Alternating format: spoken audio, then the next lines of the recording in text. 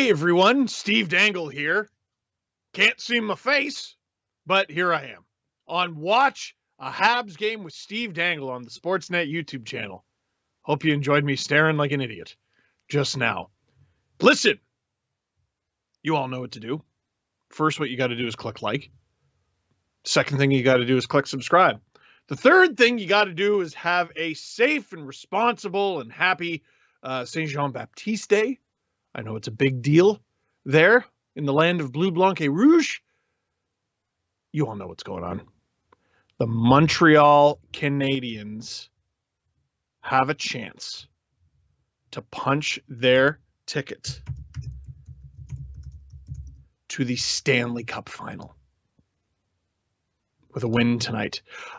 Dominant is how I would describe Game 5 over the Vegas Golden Knights. And there's an interesting discussion there.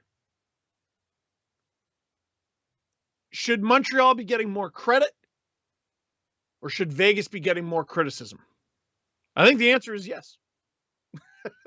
You can definitely do both. We're going to go to break just for a sec, but we will be right back, my friends. Don't go anywhere. Leave the tab open. How dare you? We're going to break. We'll be right back.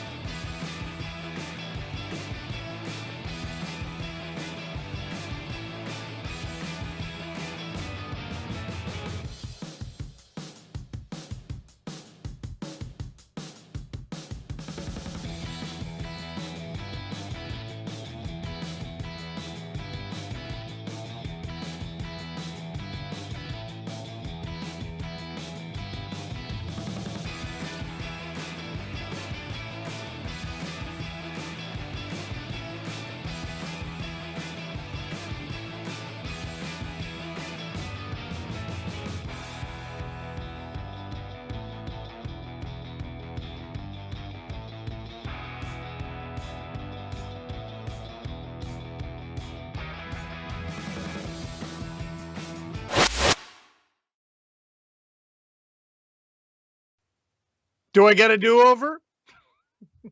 Hey, everybody. I'm going to treat this like I was just never here. Welcome to Watch a Habs Game with Steve Dangle. I'm Steve Dangle, and now I can see my big, dumb face. Listen, Montreal Canadiens, they have a chance to punch their ticket to the Stanley Cup final tonight. The Vegas Golden Knights trying to stave off elimination. It's hard for me to believe on a big day like this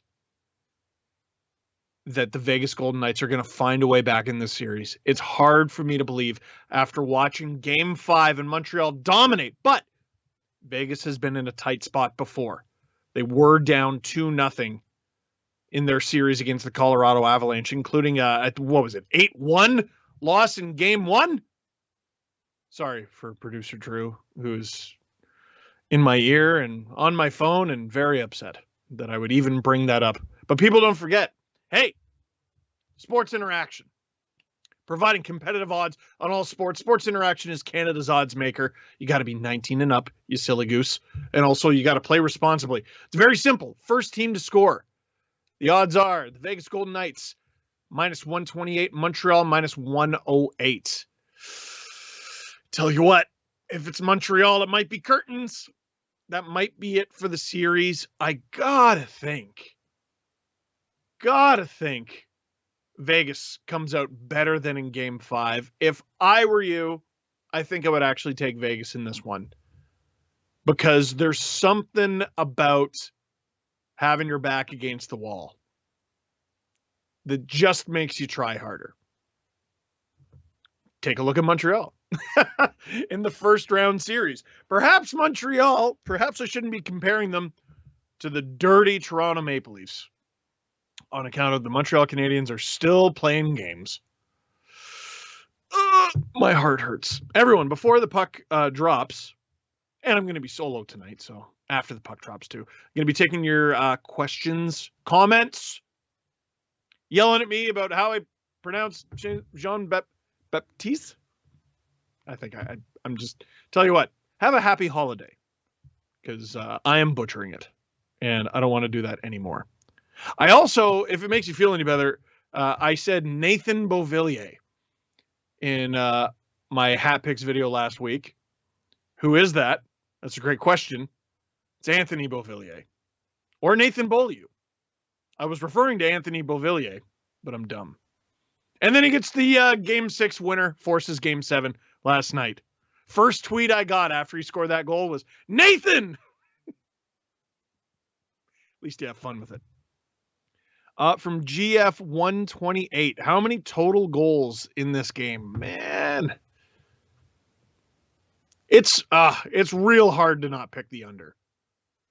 I keep thinking this series is due for a barn burner, and it just doesn't seem like it's going to happen. Montreal is playing such stingy defense. Oh, and they also have Carey Price. Robin Lehner looks like he's getting the start tonight. He's only had one start in the series, and he allowed just one goal, and it was on a breakaway. Vegas's forwards were awful in Game 5, awful in this series. Through 5 games, they've got 4 goals. Garbage. You're going to lose. You're going to get eliminated like that.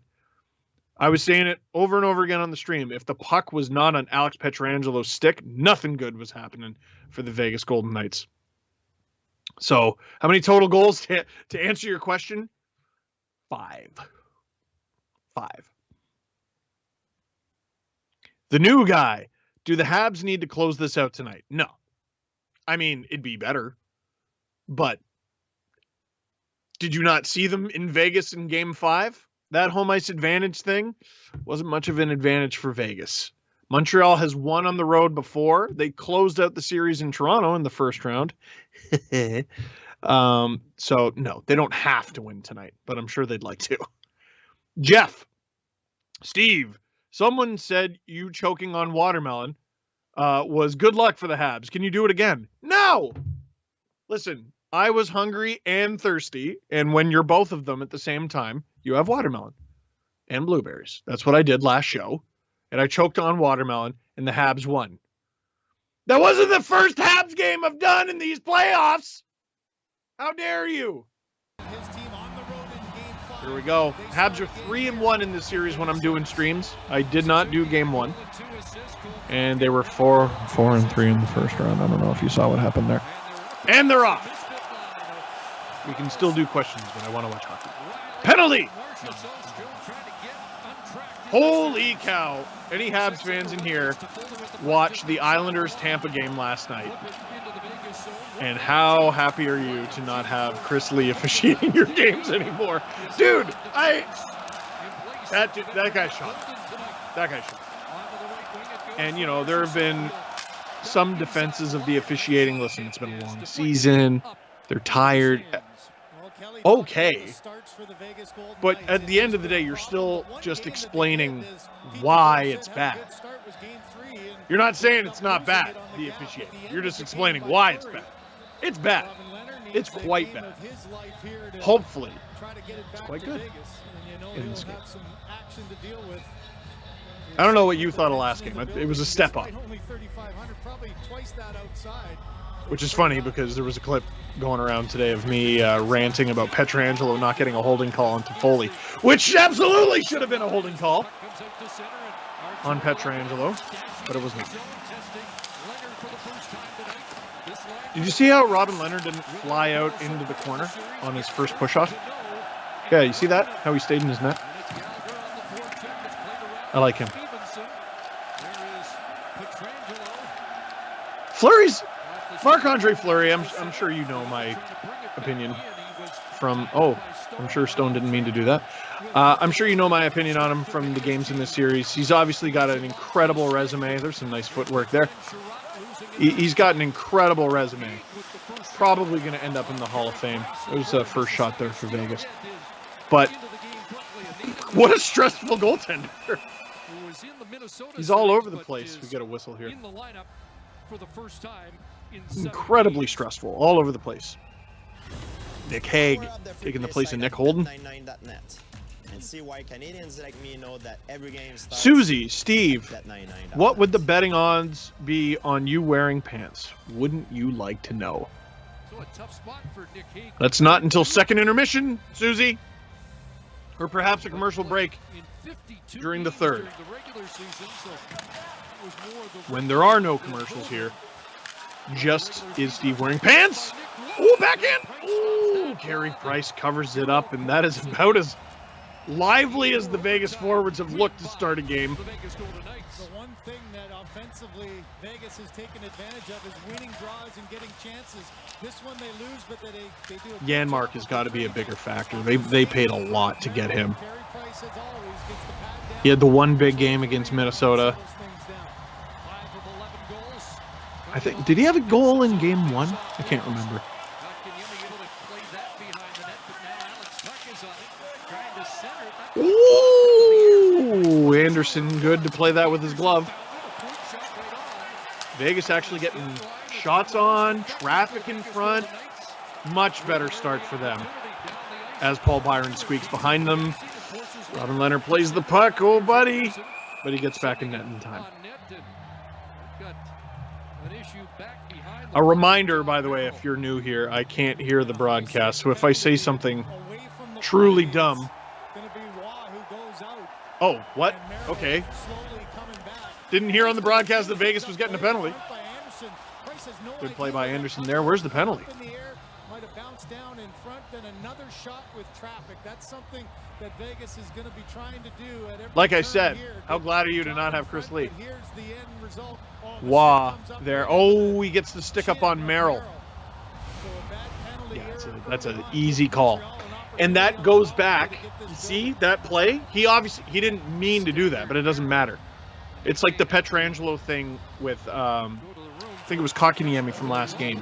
If there's negligence, it doesn't matter. If you're irresponsible with the stick, that was almost a really good chance. But the difference is with Pietrangelo there, it was on a follow through. It wasn't negligence. It was a legit accident. He was shooting the puck. Kotkaniemi was trying to defend him, and it rode up his stick. No one meant for that to happen. Right there? No, that's just you wielding your stick like an axe. Can't be doing that. You can just sense the anticipation and the intensity of this power play, the importance of Habs get the entry. this goal. Clean. Ooh, baby! Vegas almost scores on their own net. For Perry, and now Suzuki. Here's Suzuki up top to Foley and Gustafson. Caufield into the slot. Oh, chases it Habs back. keeping it alive, but they lose the zone Get reorganized with a minute gone in the power and gain play. it right back. Suzuki fires it in around the boards and past Anderson and out to center. Weber to Gustafson, and the Canadiens making changes as the set. Vegas doing a decent job on this kill so far, other than the part where they almost scored on their own net. That was tough. Brandon, Steve, why are you always late to your own show? I wasn't late. I just showed up twice. Do I get Game 7 off if there is one? Or Game 7 of the Cup Final? No, Game 1 of the Cup Final. Uh-oh. This could be something for Montreal. Here we go. Alex Tuch gets it, but he can't clear. Still lots of time to work here for the Habs. Petrie. Sends it across, and that shot hit Anderson in front. Kotkaniemi let it go, and they And Vegas will get the kill. Oh, you hold on to that for another second. You might spring Waugh on a break. Montreal just the one shot on goal on that early power play. Chance for Shea Weber, who was on the left side, would have had a good one-time.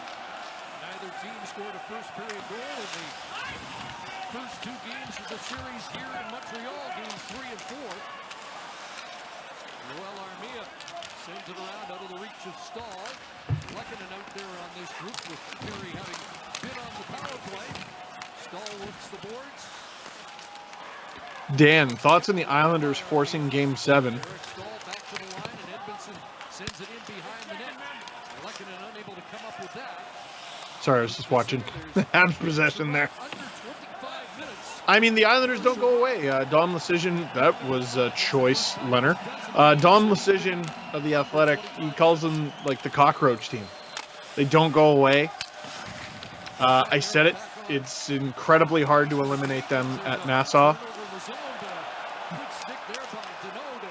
That game was horribly officiated too. Nothing against the Islanders, but they were basically just allowed to do whatever they want. And they took out the playoffs leading scorer in the process with an uncalled cross-check. It's unacceptable. But good for the Islanders. Huge celebration. Not quite sure why they threw garbage. Big block there by Gallagher.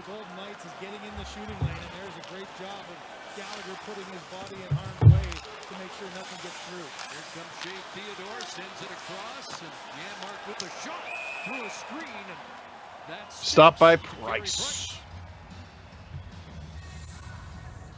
Is the all-new 2022 Honda Civic finally here?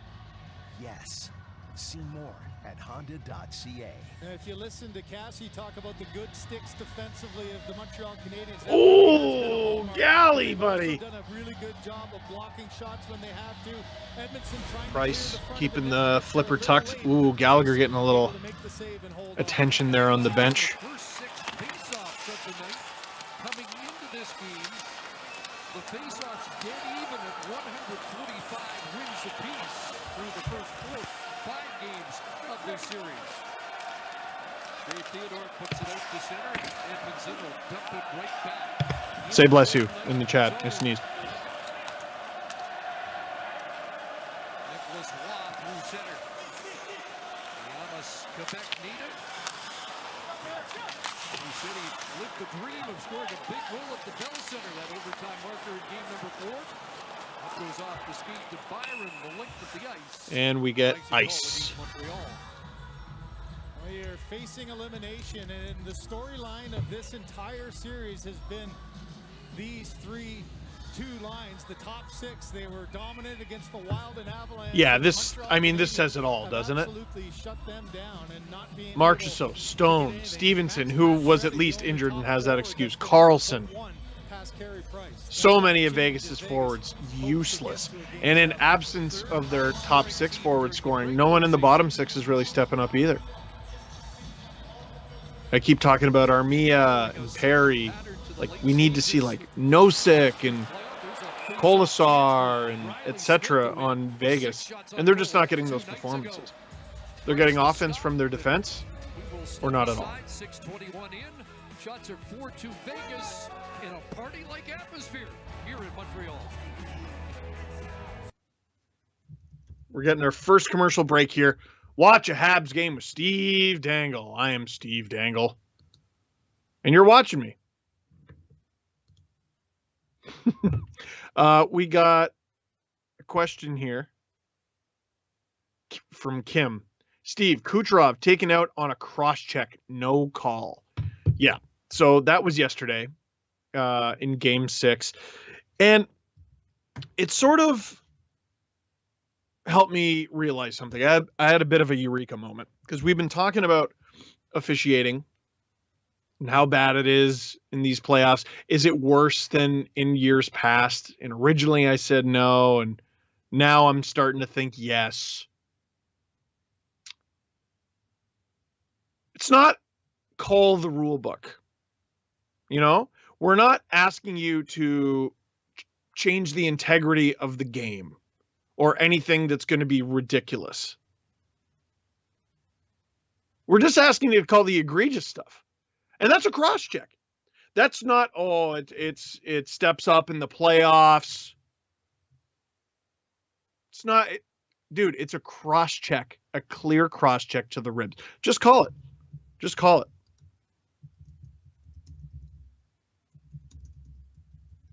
We are seeing your comments, by the way, about the lag. For some of you, not all. We're working on it. We may have a solution. I don't know if it's as simple as you just refresh it. It might actually be that simple, literally. A. Westlake. You think the Leafs would be where the Canadiens are in this series if they made it to round 3? It's impossible to say. One, because it's really tough to see them win a second round, even, against the Jets. Assuming the Jets have Scheifele, he never gets suspended. The Leafs would not have Jake Muzzin. They would not have John Tavares. And it's just impossible for me to picture them winning anything. So, no. I don't think they will be here. I guess we'll never know. Oh, hey, there's stripes. Getting in the way and somehow sort of leading to a scoring chance. Montreal with a quick clear to the Vegas line. Knocked down by Armia, ripped wide, and that's offside at the Golden Knights blue line. And we get a whistle. One thing you're wanting to do is put everything you can to the net. Here's a little pick play as Eric Furlack can't get out of the way. Kolesar bumping the official, and he almost gets the assist. Ooh, that would have been something from that angle. And two guys who I mentioned specifically less than 5 minutes ago in Kolesar and Nosek. Are we seeing more of the players trying those shots? I think you've Goal, Caufield on the ice. Out there with Tyler Toffoli. Nick Suzuki. God, such a dangerous line. If we're talking about Vegas forwards who can step up, Marchessault wouldn't be a bad name to pick. He's been sniffing. But he just seems kind of a little bit lost. Discombobulated. This could be something for Montreal. Oh, that stick lift saved a goal, I think. That stick lift in front saved a goal. It's going to be icing here. But that would have been a heck of a chance. If you play good defense in your own zone, it'll create offense. I thought game 5, 2 goals off of great defensive efforts. Here's another Montreal so dangerous on the rush. Oh, I think, you got to sauce that, buddy. Easier said than done. Almost gets it in front to Suzuki. Here's the, it was the swat by Theodore. Defensively, Montreal was put on a clinic in game 5. Ooh. Billbano wins an offensive zone face-off, but the Gallagher pass splits the Blue Liners. Vegas with the 5-2 shot advantage. Doesn't really feel like it, though. Joel Edmondson gets it. They haven't been all that dangerous. Their best chance might have been the one with Nosek, like, behind the goal line. Gallagher sweeps it around to the near side. Pacioretty can't clear it, and Edmondson fires it off target. It boomerangs back into the Montreal zone. Just past 8 minutes. Ducks Forever asks, who will be better on TV, Gretzky or Messier? That's a great question. I'm fascinated to see what those two do on TV because they're both very reserved, very quiet. But like TNT, ESPN, I mean, they try to swing for the fences, and they try to get the biggest names possible. You obviously see the TNT panel for basketball. I mean, geez, Charles Barkley and Shaq are, Oh, we got a 2-on-1! Vegas! Don't even get a shot. It's still in play. Carey Price behind the net. They can't even bring it in front.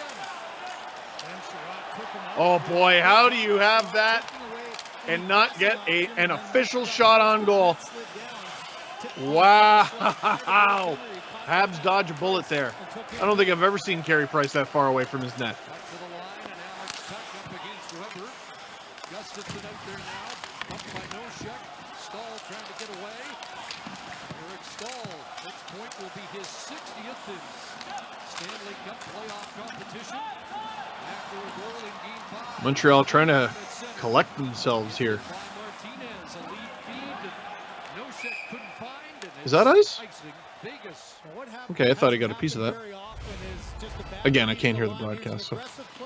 With the defenseman pinching, so the D-man's pinch, now you're the defenseman.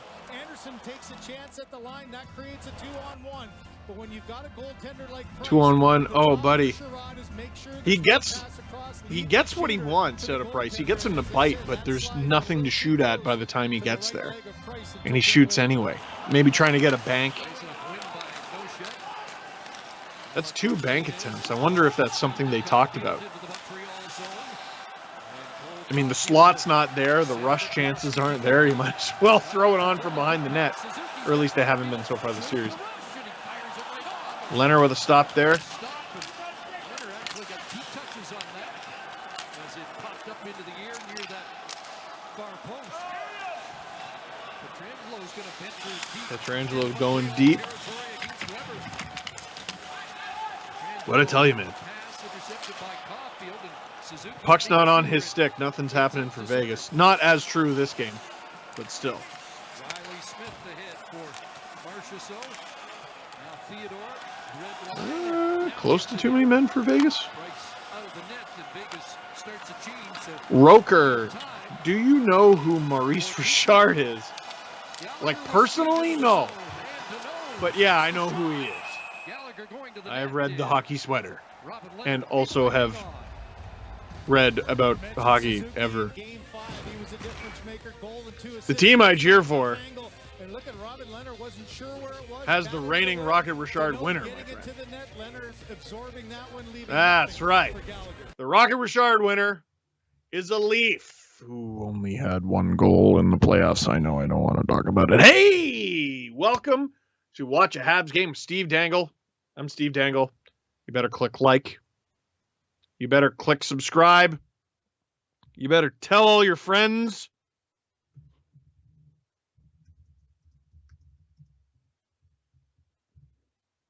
That we're doing a stream here, folks. We are working on some stuff behind the scenes. I've been focusing on the game and you. I hope everything's going well. I'm sure the voice of producer God will, that's a new addition to the team, by the way. Oh. Okay. Okay. So, it's a frame rate issue. We're working to fix it. Stick with us. We're doing our gosh darndest. Sorry to use such harsh language, but we are doing our gosh darndest. Stick with us. We may have to restart the stream, but until we actually do that, hi. Here I am. Here we are, together. Charles, can we see another goal from Gallagher? Here's the problem.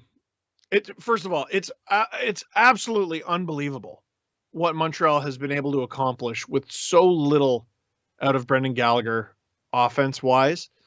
And for him to get a goal, I mean, I'm sure he would have more if he had 2 healthy hands. But battling those injuries before the playoffs, he's taken some gruesome bumps in these playoffs. He had a block shot in this game, like a heavy one. It's going to be tough for him to get offense, but it's not that important. Montreal's incredible. He is clutch. They haven't been getting much out of Gallagher In this series against the offensively. They have not gotten a goal out of Philip Deneau. And here they are, a game away from the Stanley Cup final. Josh Anderson has a chance here. Oh, if he gets that pass through, that was a gift. Blows a tire, that leads to an odd man rush. Montreal still with it, though. Paul Byron, speedy. Oh, boy, the Habs are all over him right now. White Cloud struggling with it. And it looks like they'll escape. Janmark getting it out. And not icing it. Chris, Josh Anderson's influence on this series. He scored the big 2 goals in game Scorpion, 3. full Bell Center versus full Vegas Arena. What's louder? Oh, probably Bell Center. It depends. So, what I always say about Scotiabank Arena, for example. Oh, here comes Vegas. What I always say about Scotiabank Arena, for example, is that place is a library. but the pops are very loud. Montreal, the pops are extraordinary. They're probably top 5 in the league. And they're loud throughout.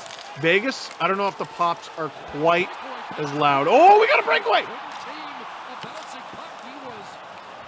Almost for Corey Perry there. I don't know if the pops are quite as loud in Vegas for the big moments, but it's loud throughout. Nassau just seems to be undefeated right now.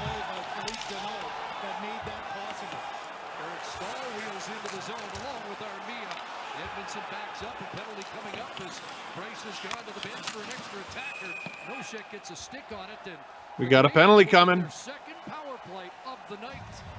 Well, for Josh Anderson, use your wheels. It's such a threat. Here's the little outlet pass. Now Anderson skates right into it, gets up to 35. Oh, it's White Cloud, just completely blows the tire. And I don't know if Anderson identified it. Quick little turnover, another one up the middle, and oh man, Corey Perry. And here's Perry. Oh, the puck just, he can't get it to settle. Leonard does a nice read, quick decision to get that one out. Oh, that's going to be, well, that's a significant player to be losing right now. Alex Pietrangelo in the box for roughing on Joel Armia. Again, there's more than one way to produce. When your depth is giving you a power play and drawing a power play off of the other team's captain, it ain't bad. Oh, Caufield had some net to shoot at there. Only 10 seconds in.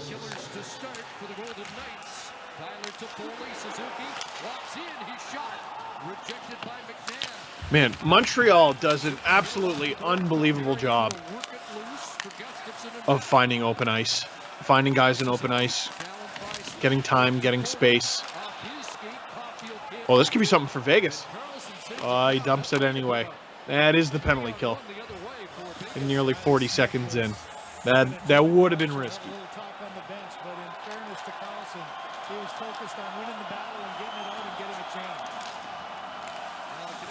Montreal just 3 shots. They felt more dangerous than that. And this has been a theme in this series for both the Habs and the Golden Knights. You keep looking at the shot counter and you're like, really? That's it? Because they keep getting these dangerous looking, dangerous feeling chances that don't quite result in a shot on goal. For example, Vegas' 2-on-1 that I think it hit the side of the net. Corey Perry looks dangerous. He might get a breakaway. Doesn't quite happen. Josh Anderson's chance. It was a 2-on-1. Ooh! Goal! We got a power play goal for Montreal. Shea Weber, I think, with the bomb. Did not see if it was deflected. Shots. Who needs shots? Shut up, Steven. The Montreal Canadiens take a 1-0 lead, and if the game ends right here, right now, which it doesn't, but if it ends right here, right now, they punch a ticket to the Stanley Cup Final. Oh, that's a brutal clear. They can't clear it. Weber bombs it. Kotkaniemi might have got a piece of that. Let's see here on this angle. Weber shoots. I don't see that change at all, but it's a screen there from Kotkaniemi. Pietrangelo not happy about it. Oh, that's a good shot. He broke the camera. He cracked the camera with the taped up butt end of a stick. It's a hard, well-placed jab. If only Vegas could find the net like that. You're lying. That's Weber's first goal. You're lying. Do you see what I'm saying about the Habs, man? Chase the game once again. Pete DeBoer mentioning earlier today that they got out of their game. Like what do we got for Gallagher goals? Let me look at this. And a slash on Sherratt as they gathered after Carey Price. Let me look at this. Held on. Kotkaniemi with a smile. Here's Martinez fanning on the clearing attempt and an 85 Someone's in my ear. Not the A shot by Weber, but the A result. Okay, so here's what's going to happen, folks. Montreal Canadiens just took a 1-0 lead, 5:24 left in the first period. At first intermission, because we've been having some technical difficulties, we are going to refresh or I should say restart the stream. Just keep refreshing. We're not sure if it's going to be the same link or not. Doesn't matter. You know where to find us. The Sportsnet YouTube channel. When should I go looking for the new stream link, Steve? Well, when I disappear. Until then, I'm still here. Now, this is what I wanted to say. Brendan Gallagher has 2 goals in these playoffs. Shea Weber just got his first. Philippe Deneau has none. Those 3 players combined have 3 goals. And the Habs are a win away from the Stanley Cup final. What they have done to teams defensively as a unit. Their forwards being responsible. Their defense being giant and smothering. And, oh yeah, Carey Price behind them. What Montreal has been able to do with so little production from so many of their most important players is staggering. I know you don't rely on Deneau for his offense ever, but what he's been able to do to shut down every team's top offense. Mark Stone's been a ghost in this series. Seriously. And that's a guy who makes what, $9.5 million? Can't happen. Pacioretty. He gets 1 goal last game by getting his own rebound, by fanning on the shot, and it's off a face-off. No real time to attack him or anything. But if Vegas doesn't get something off a face-off, it doesn't seem like they're getting anything at all. And there's a face-off, and it almost ends up in a 2-on-1. The Habs are absolutely clicking. That's been another problem, or at least it was a problem last game. Vegas really struggling with the passes. That was a good one there, though. And they score! They tie it up. I think we got a deflection in front. Riley Smith, who had a wide open chance in Game 5, but butchered it. Gets redeemed here, looks like. Vegas ties the game. William Karlsson, maybe Vegas's best looking forward in this series. Riley Smith, excellent point, or pass to the Shea Theodore there at the point, and he gets the great tip in front. One of the only Golden Knights to be able to find the front of the net, and he doesn't even get all of it, but he gets enough of it. Wow! I wonder if they review that for goalie interference, but I think his contact with Price came after the goal, or after the shot attempt. It certainly didn't seem, yeah, no, they're not even going to review it. Certainly didn't seem on purpose. It was just one of those things. All the same, you understand why Carey Price wouldn't like that. And that is going to be an icing call against Vegas. But they tie it up. Yeah, he just kind of bumps into Edmondson, has nowhere to go. But you're concerned, obviously, because it's Carey Price.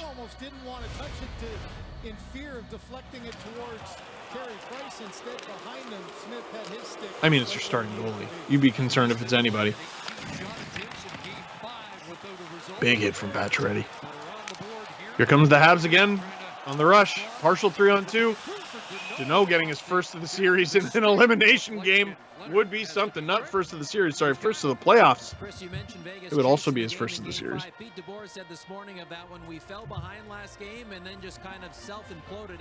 The real emperor are Suzuki and Caufield better performers than Matthews and Marner. So here's what people forget. Matthews was unstoppable. By the way, all this Leafs content is because you ask me. It's not because I'm like, I know we're doing a Habs game, but let's talk about the Leafs. It's because you asked me. And this is related to the Habs. Matthews was one of the only Leaf forwards to show up against Columbus. And he was a force of nature. I think he had 5 goals in 7 games against the Bruins in 2019. Another series that the Leafs ultimately lost. Marner is a tougher story. And I defended him for a lot of the first round, saying that he played good defense, which he did. But then once Game 6 happened and the penalty kill falls apart, and he was a big part of it. Here come the Habs, by the way. You mentioned That's a long road that I just took. He does a pretty good job to, yeah. adjusting as Edmondson does a I mean, the evidence right now is Nick Suzuki and Cole Caufield have better playoff success than Matthews and Marner. They also have different roles. They have entirely different roles. There's no team in the league constructed like the Habs up front.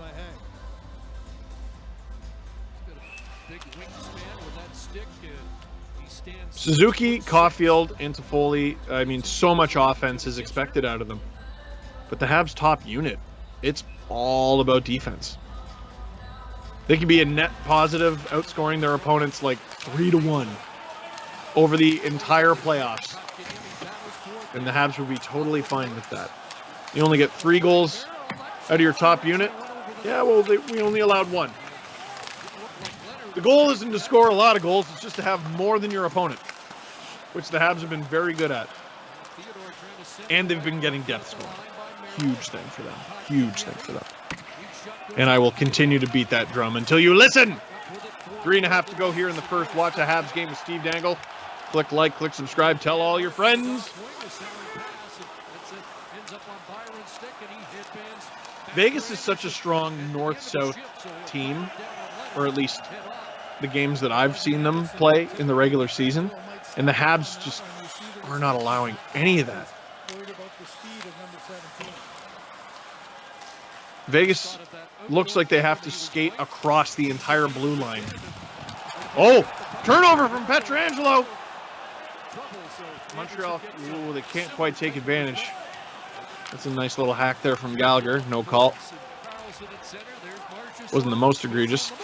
Marchessault can't get it through. Passes to a ghost. I'm not sure who that was supposed to go to. Shot attempts 14-13 for the Vegas Golden Knights. Shots on goal 9-7 for Vegas. That, like, what is that? What is that? I'm trying to think of a point in Mark Stone's career where I've seen him play worse hockey. Look. What are you doing? This is why it's so hard for me to picture Montreal losing this series, even if they lose this game. They don't do silly crap like that we saw out of Vegas. All these little giveaways. This is a nice little possession for them. And good for them. I'm not saying they're a bad hockey team. But the just unforced errors, the unforced mistakes they're making, Montreal's just been so much more disciplined than them. That's a nice little move.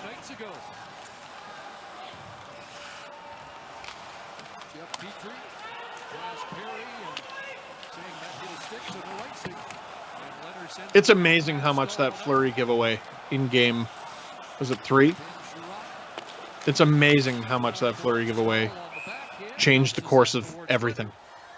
Everything. Absolutely everything in this series. Sport is undeniable. Watch it firsthand at the Olympic and Paralympic Games this summer on CBC and Sportsnet. Well, Max Pacioretty from the side, he's frustrated. He had Pacioretty fired up. Through the defenseman Edmondson and another body, and look at the late reaction right off the toenail. I don't know what he's upset about. That was going wide anyway there, Max. Look at it coming through, but great reach. Sorry, bud. Able to get a piece of it. Once again, looks like we're going to be starting the stream over at first intermission, which is just over a minute away. Is that a high stick? Montreal takes it.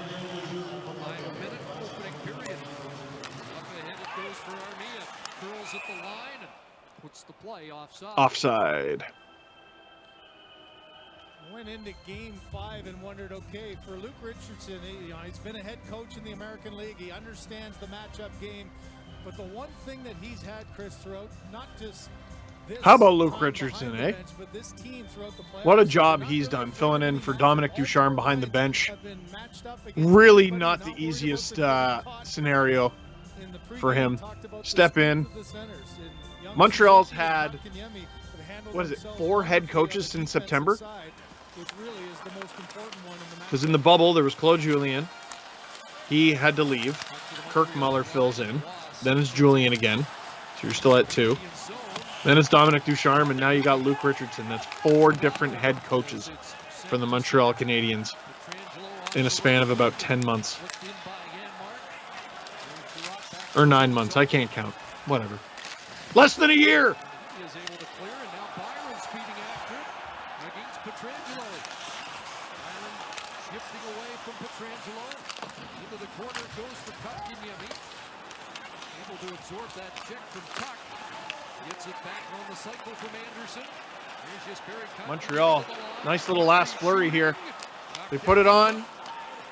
Nothing, just don't screw it up with the last few seconds you got, and that won't be enough for ice. Well, well, well. Montreal Canadiens first on the board, but the Vegas Golden Knights tie it, and we are 1-1 after 1. Folks, this is Watch a Habs Game with Steve Dangle. I'm Steve Dangle. We're going to restart the stream. So keep refreshing this window. And if that doesn't work, of course, just go to the Sportsnet YouTube channel. You will see us.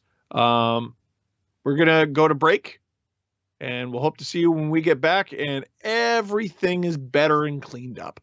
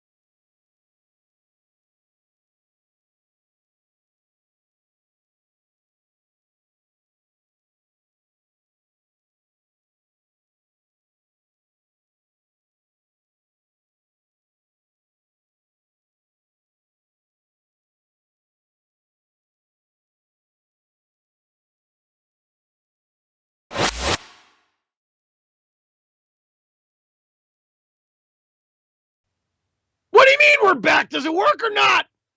Hi, Steve Dangle here. Welcome back to Watch a Habs Game with Steve Dangle. I'm Steve Dangle. Does it work? I'm really hoping it works. I'm amazed we're able to use the same stream or the same link. Shout out to everyone behind the scenes. No one asked for this. No one asked for software to set on fire, basically. But it looks like we've worked it out. Have we worked it out? We've worked it out. I'm going to click send on a tweet. We're back. Click. There it is. Steve Dangle here. How you doing? Hey. So, here's how cool sports interaction is. Last show, I asked, can we have a bet? Is Steve wearing pants?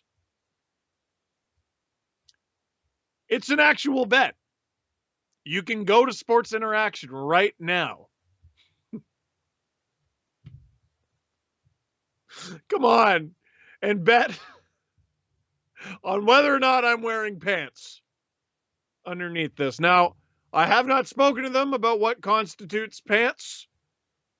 You know, some people, hey, I've worn hockey pants on this stream before, but are hockey pants pants or are they shorts? Ooh, that's a good question. That's a good, like, is a hot dog a sandwich? Are hockey pants pants or shorts? You could call them hockey shorts, but I think you wear hockey shorts under hockey pants. Anyway, from Sports Interaction, providing competitive odds on all sports and pants. Sports Interaction is Canada's odds maker. Quite the odd odds maker with this one. 19 plus and play responsibly. It's even odds. Am I or amn't I wearing pants? Thanks to Sports Interaction for making my dreams truly come true. That is... I also found out about this like 2 minutes ago. I can't believe that's real. There was a graphic. There was my parents have such a hard job explaining what I do for a living. Oh my God. Oh, thank you. Sports Interaction for that. Watch a Habs game with Steve Dangle, who may or may not be pantsless. We'll figure it out. I'm going to get to more of your questions. I was sort of holding back on your questions because we were frantically trying to figure out what was going on with the stream. It appears we have figured it out. Everything's okay. Hooray. What do we got? What do we got? Ooh, from BM. What does that stand for? Steve, do you remember in 97 when Patrick Waugh dangled Gretzky? Yes. We never did a classic dangits on that, or at least I don't think we did. But Patrick Waugh, I don't know how many goalies have ever gotten this penalty in real life. In EASHL, it's almost every game, especially if you play drop-ins. But Patrick Waugh actually got a penalty for skating the puck to center ice, doing a spinorama past Gretzky, and crossing the center line. He was a goaltender, to be clear. And he was just like, what? What did I do? And I don't know who the ref was that game, but they're like, you can't. What? What do you mean? You can't do that, bro. I want to know. I don't want to hear from the ref. I don't want to hear from Waugh. I want to hear from the guy who had to serve that penalty. I want to know who was like, I can't believe I'm sitting in the box right now because Patrick crossed the center ice line. What's wrong with them? They were the reigning Stanley Cup champions when that happened, weren't they? Well, it depends what part of 97 it was. Doesn't matter. Patrick Waugh was a silly goose. John, does Montreal match up better versus Tampa or New York? That is a very, very good question. Very good question. One that I should have thought of more before this game. For me, it's Tampa's the best team in hockey. That's how I view it. They could lose to the Islanders, and that would, to me, that would mean the Islanders beat them. But I mean, they're still, to me, the best constructed team in hockey. It's not disrespect to the Islanders. They are extremely underrated, extremely disrespected, but Tampa's so good. I think, I don't know how exciting a Habs versus Islanders game series would be. And I say that out of respect. So let me clarify that. What I've said throughout these playoffs, because we originally called the Islanders boring. They're not boring. They're efficient. I think a team like Tampa, for example, you can watch like a Michael Bay movie. You can just turn your brain all the way off, watch it, and be extraordinarily entertained. But the Islanders are a team that you watch when you want to learn about hockey. Does that make sense? And I say that as a guy who I feel like I'm learning about hockey more and more every day, the more I watch it. There are teams out there who play turn your brain off, dumb, wee hockey. And there are teams who are disciplined. And in the regular season, it can sure be boring. It's like, bro, this is game 43. Can you mix in a couple goals, please? But when it's the third round of the playoffs, game 7 of the third round, you have a chance to make it to the Stanley Cup final. Everyone is at their most disciplined, and that's the Islanders in a nutshell. And I think Montreal versus the Islanders, it'd be two teams playing a similar style. They just try to wear you out. They play great defense. They get great goaltending. And they rely on a little bit of skill and try to take advantage of your mistakes. Neither team makes a ton of mistakes. So in that regard, to me, it's a toss-up. But I just don't see Tampa. God. They're so much better. Tampa's so much better than Toronto. They're so much better than Winnipeg. More and more every day, I'm thinking they're so much better than Vegas. I mean, one thing... It's funny. I feel like this is Tampa Bay's Stanley Cup. I'm sorry, but I feel like this is their cup. Unless they lose to the Islanders, then I think it's jump ball. But I'm just giving my honest opinion. Montreal or Vegas, I have a really hard time picturing either team beating Tampa. But that is exactly where the Montreal Canadiens want to be, with you doubting them. And by you, I mean me. It's just Tampa would easily be their best opponent so far. Easily. I don't care what the regular season standing said. I think we've written in ink that the regular season is garbage and not the best indicator of talent or how good your team is. Jacob, why are they about the Leafs? Let's watch a Habs game with Steve Dangle. Look at all my Habs stuff that I get. Oh, wait. Here, it's off. It's off screen. No. There. Yeah. There I am with Yvan Cournoyer. Where's my other Habs stuff? I always forget. Oh, there's PK Subban up there. No. There we go. Yeah. Right there. And actually, his brother, Malcolm, is in that picture as well. If you've ever wondered who are in these pictures. Okay. From bottom to top. Erica Branson, Zach Cassian, Ryan Ellis. I did a lot of World Junior stuff. That's Jeff Skinner in Newfoundland. Malcolm Subban at, I want to say it was like a Nike Spark combine. And the top picture is Cardinal Official, who I interviewed at the 2010 Olympics. And that is one of the most surreal things I've ever done in my entire life. I was so nervous. I'll get to your Leaf question in a second. Let me tell the story. I was so nervous because I'd never interviewed a musician before. And they hand me this microphone to talk to him, and I assume it's hooked up to the camera. And I go, hey, guys, I'm here with Cardinal. And I hear my voice echo across the street. And we're doing this in front of a Nike store, and I realize, oh, my God, I'm on the store's loudspeaker.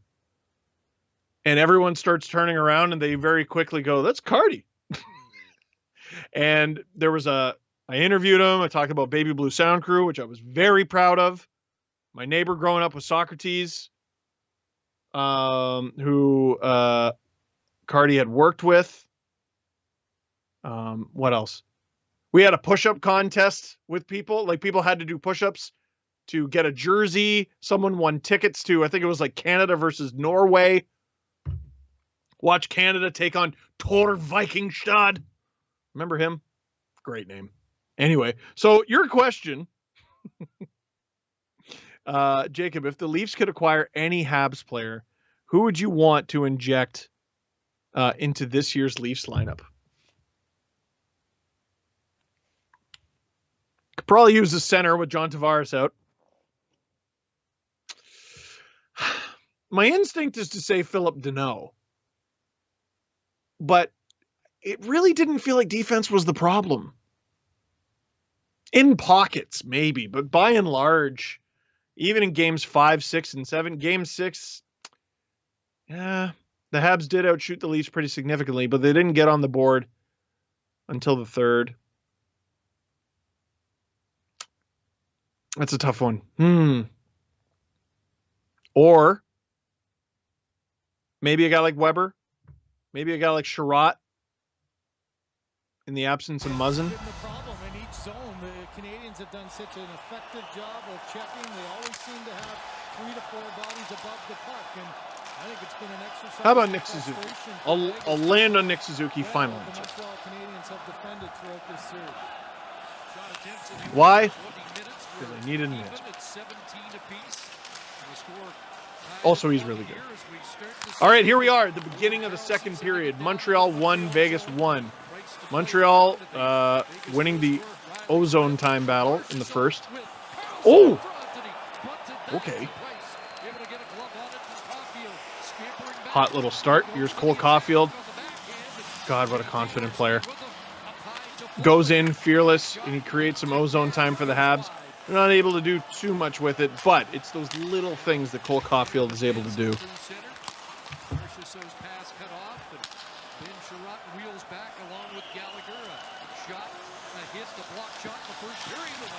Montreal!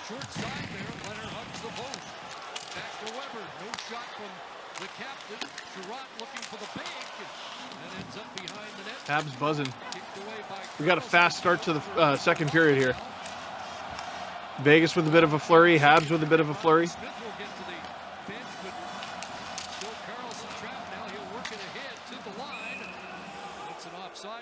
Vegas will get the change that William Karlsson was looking for. Well, William Karlsson trying to back this one past Carey Price. A no-look pass by Marshall. You should see the... Well, there's a chance there for William Karlsson. You should see the absolute celebration right now going on in the production chat. Let's give a shout out to the producers here. Producer Soup, Producer Stu, Producer Drew, and Producer Jelani. Brand new to the team. Just absolutely battling through technical difficulties. No one's fault. It's we call them gremlins. Just sometimes the gremlins get you. We've done so good. We haven't really had any technical difficulties. And the whole time we've been doing these streams, this is like our dozenth stream, something like that. We've had such good luck. And, well, we struggled today, but we're back. Big shot and big stop by Carey Price. Carey Price has got to be loving the Vegas Golden Knights, man. The forwards aren't making it hard for him. Like, look at Stone. That's your highest paid player, bro. I don't care if he's known as a defensive forward. That's trash. He's not known as a defensive forward in the same way that Deneau is a defensive forward. So let's not make that comparison.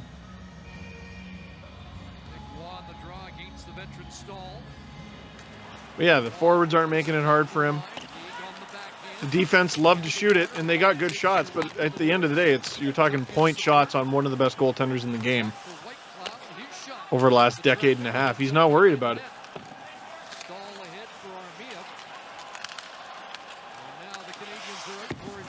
They're effective if there's traffic. But the problem has consistently been there's no traffic.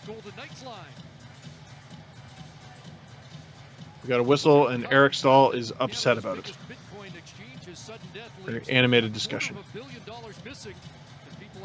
Eric Stahl, by the way, I got to talk to him in St. Louis before the All-Star game last year, before the world shut down.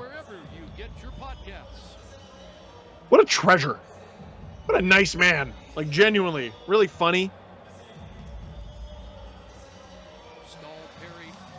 By the way, when people find out you work in sports, you know, you've interviewed players, first thing everyone asks you, who's a jerk? Who have you ever spoken to who's a jerk? Not Eric Stahl. Oh, Weber he get clipped there? Oh, baby.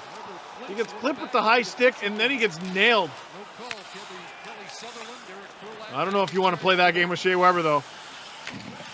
I don't know if you want to wake the man mountain.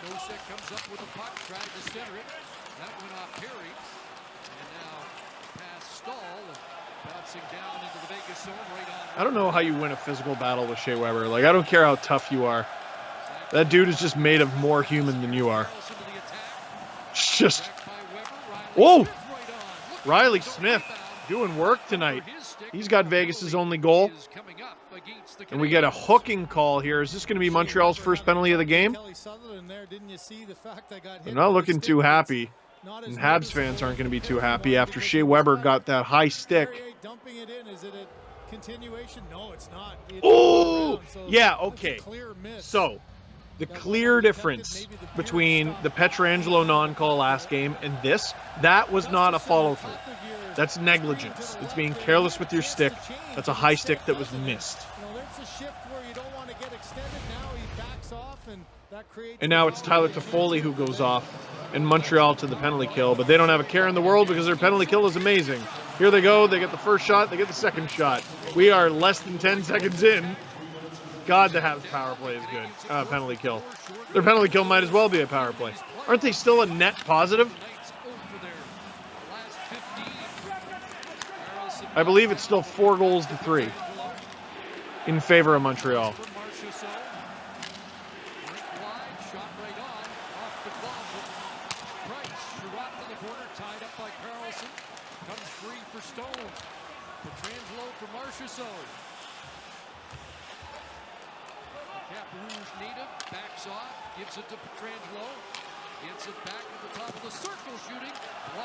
Marchessault getting a ton of space, but he's not really in a dangerous position there.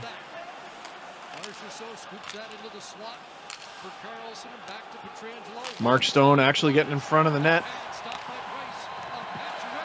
Man, they got to find a way to utilize that guy. Easy to telegraph. You can see, though, the penalty killer is just so in sync at taking away the shooting lanes, forcing guys to hesitate to get the shot off. Vegas screwing up the entry there. They don't have a ton of time to work here. Less than 40 seconds now. It's enough time to do something. But, yeah. Now you're on a hope and a prayer. Less than 30 seconds to go. Vegas under 10% on the power play in these playoffs. And the Canadiens over 90% on the kill. And the Habs kill it off. This power penalty kill, I keep screwing that up, is absolutely something else. And just 5 seconds away from their 29th consecutive kill. Theodore is in. Toffoli back on the ice. Theodore. Vegas might get sort of a late. I don't know what you call it. An after power play. Nope, no shot. And here come the Habs. Nick Suzuki. This is a 2-on-1 here. Takes the shot. Leonard stops it. Ooh, who was that into the end boards for Vegas? Leonard sprawled, but Vegas has the puck and they clear. Are we going to get a penalty here? That's a late call, but it's we do have a whistle. They scrambled to get back on the odd man. Yep. Yes, sir. So many bodies trying to get back on the 3-on-1. You get the block here. What a great job of Petrie getting the block. Now you've got a potential 3. And then because they were able to get into the play quickly, boy, 2 good chances. Though Robin Leonard gets on the short side. 1, 2, 3 forwards. Jumped in early. Look at this. There you got 6. Now they made the change. Yeah, Lehkonen was sort of behind the play there. He wasn't really an option for Suzuki.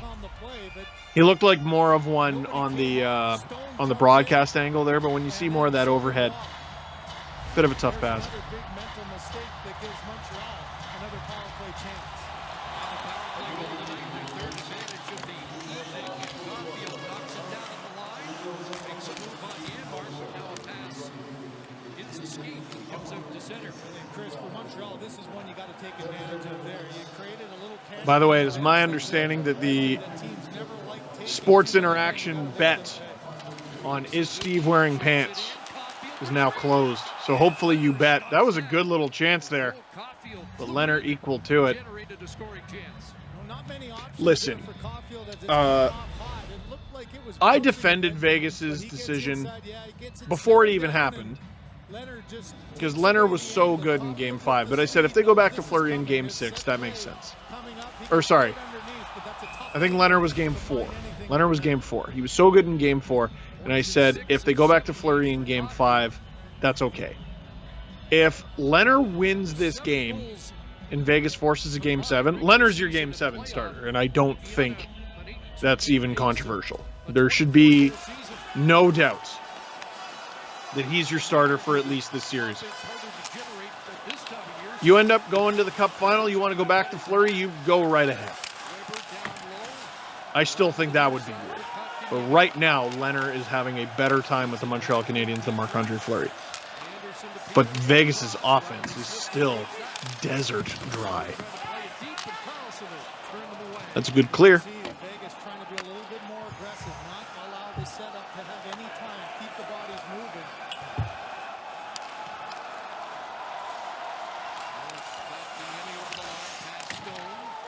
Well, Habs dump it in. They're closing in. They might, yeah, they got it. Oh, Gallagher can't get it all the way around, though. Vegas might get the clear here, and they do. There's Mark Stone making his money.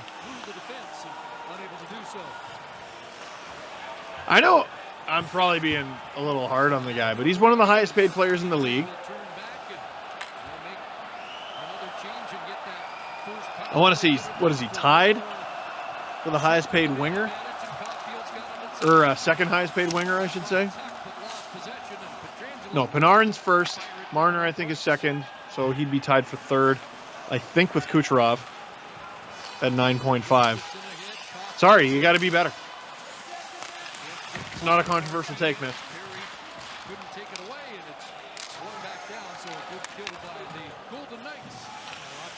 Yeah, but this, yeah, but that. You're not getting paid, yeah, but money. $6 million? Maybe, yeah, but money. 9.5? Not a chance. Oh! Carey Price has been a little bit more mobile this game than I'm used to seeing. Oh, Pacioretty getting Danault up high a little bit there. Is he going to get the call? Or is that Marchessault? And play is stopped. We've got 8:14 gone. Here in the What's going on here? Tied at 1. Again, I can't hear the broadcast. Shea Weber said no. It's that collision between Danault and Pacioretty. As we go to break, TV timeout. Ha! Shut up. Producer Drew texts me, McKinnon makes yeah but money. Shut up.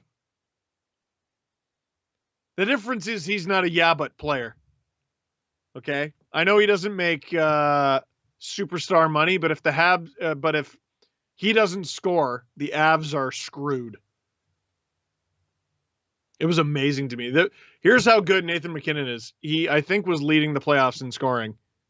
Dried up for like 2 or 3 games. And someone wrote an article about how he's like a playoff choker. Nathan McKinnon?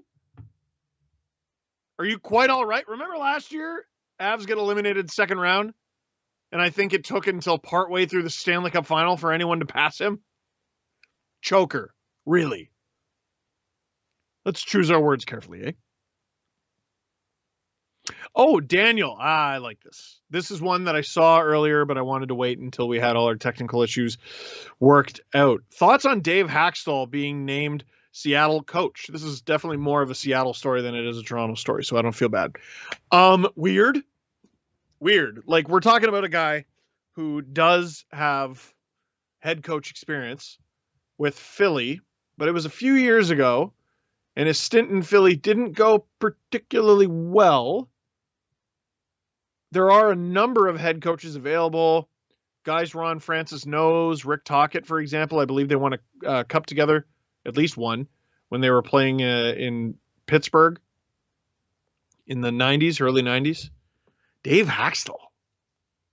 He did. One thing you can say about the Leafs, I know the special teams were a story because their power play was just awful from March onward, but their penalty kill was quite good. Here come the Habs, by the way. Screw the Leafs. Taken to the boards by Martinez. Alex Pietrangelo looks up ice, and here comes Haxtell does have experience coaching college, and maybe they assume that Seattle will be more like an expansion team than Vegas was, and they'll actually resemble a college team, and maybe he'll be in his element. It's a bit of a head scratcher for me. I'm not going to lie. I don't know what it means for the Leafs. And until this game is over, I don't care. Tweet from Dave Anber.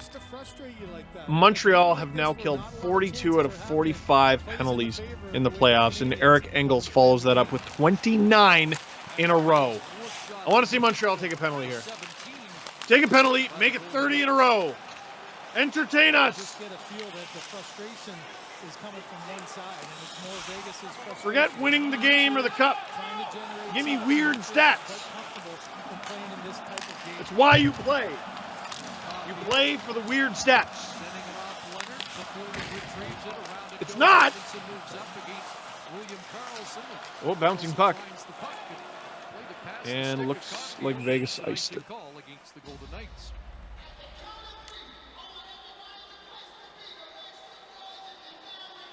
The Montreal Canadiens are here. Ziggy, how scary is the Atlantic going to be next year? If you had to pick the top four right now, who do you pick? Jeez. All right, well, Buffalo's out. Detroit's out. So those two are easy. Sens will take a step. Make the playoffs. I don't know. Then you got a combination of Montreal, who won the North Division. Montreal, who actually won the North Division. Tampa, who is potentially, they're one game away from the Stanley Cup final, and they're in the Final Four again after winning the Cup last year. The Florida Panthers, who might be in the Final Four had they not had to play against Tampa. The Boston Bruins. Oh, Cole Caufield scores! This kid is unbelievable! Do you seriously believe this kid? Look at him! Look at him! Have a coffee! Give him some sugar! Nothing bothers this kid. Nothing excites him. Can we get this kid sponsored by Red Bull? By Monster? Wait a sec. No, he is the Monster. This kid is unbelievable. We keep talking about Montreal. 18th place. 18th place. No way. Do they finish 18th place with this kid? He doesn't stop. Chips it around McNabb like he's doing a drill. McNabb is a giant in this league. This kid is 5'7", 165 pounds, soaking wet, holding a brick, and it doesn't matter because he's great at hockey. 15th overall, dunk your head in the toilet to the 14 teams that passed on him. Unbelievable. And the Habs take a 2-1 lead over the Vegas Golden Knights about halfway through regulation here. I've been getting some comments about my voice. Don't worry, I'm working on it. Little tip if you lose your voice. Oh, Paul Byron. Little tip if you use your voice. They always say, oh, use honey, use honey. Don't use honey. Coconut oil in your coffee. I'm serious. Blend it, or you could like even put it in a dish and microwave it and put it in and stir it. It's not as good. You should definitely blend it. It's way better. But it coats your throat better. It heals it. Cole Caufield, and look at his face. Look at his face. Did he even celebrate? He's sad. Cole Caufield is sad that he scored. Look at him. Sad face. He wishes he could score 2 goals at once, but the rules won't let him. But he could if they did. Cole Bartholomew Caufield. I don't know. Does he have a middle name? I don't know. This kid. This unbelievable phenom. Here. We're going to go to our old friend Hockey DB. Because I was asked if you could do a redo of the 2019 draft, which I was at. That was in Vancouver. If you could do a redo, would Cole Caufield go first overall? And I said, first overall? That's a little aggressive, don't you think? Is it? Is it now? 2019. The players selected above him. Jack Hughes. Capo Caco. That's 1 and 2. 2 guys who have really struggled to start their NHL career. Kirby Dach. That's a pretty good player. He's had some injury issues, though. Bowen Byram. Boo. Sorry, that was for producer Drew. I'm just being a jerk. Alex Turcotte. Moritz Seider. Neither of whom has played an NHL game yet. Dylan Cousins has played, but asterisk for Buffalo. You know it. What? Shut up. It's not mean. Philip Broberg, no NHL games. Trevor Zegras is going to be sick. But he's only played 24 games and he's got 3 goals.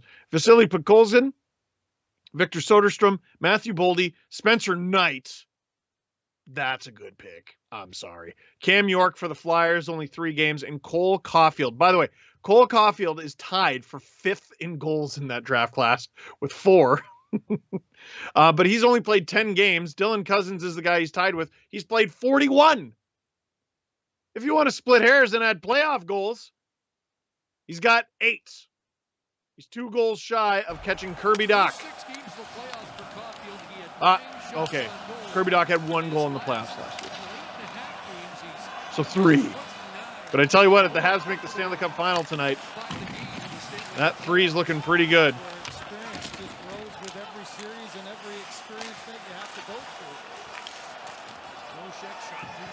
There's a stop by Carey Price. Yeah, from Chris Johnston. Cole Caufield has 4 goals in this Stanley Cup semifinal series. It's dumb. It's dumb. And he's listed at 5'7", 162 pounds on HockeyDB. Oh, the Habs getting a hook here? Here's their chance. Here's their chance to go 30 straight penalty kills. Colasar drawing the call there. 5'7", 162 pounds. Every so often, there's a player who everyone knows is going to be good. They all acknowledge it.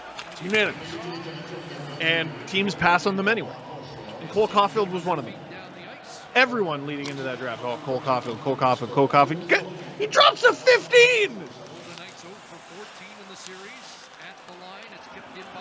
Scouts, get better. Good Lord.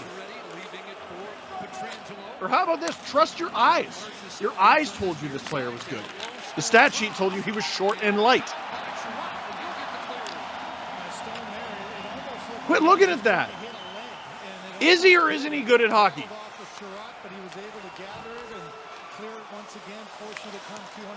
How many Cole Caufields? How many Braden Points? How many Alex DeBrincats do you need to be slapped with, embarrassed with, before you realize you might not be looking at the sport correctly?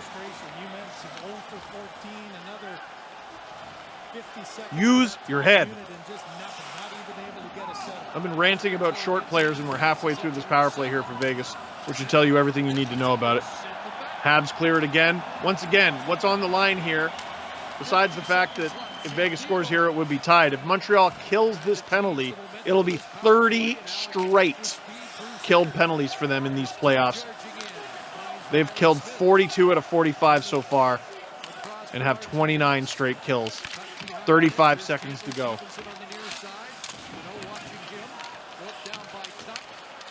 Hydrate.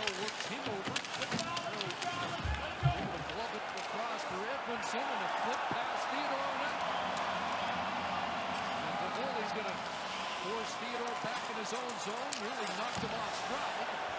And now Toffoli checks in at the Canadiens bench. Yeah, Vegas, they could do something. Nope. No, they can't. Montreal kills their 30th straight penalty in these playoffs, and they get a chance right here. Oh my God! Vegas, no shots for. This is one of the best penalty kills I've ever seen in playoff history. I cannot think of a better one. I'm sure maybe I've seen better. I can't think of any of them right now. Staggering.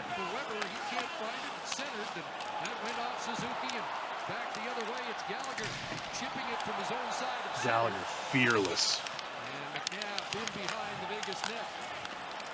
Here comes Nick Waugh. Trangelo over the line. Waugh's in deep. Vegas does not tie this game. Not only are they going home, but Montreal will punch their ticket to the Stanley Cup final. Blast from Pietrangelo. Whoa! Oh, that hit the side of the net, I think. And the puck goes out of play. And it looks like that went over the boards. We're going to get a face-off. This has been for this year's version of the Montreal Canadiens to go that long, that many minutes shorthanded, that many games, and not give up anything. It's been incredible. People are making fun of my voice on Twitter.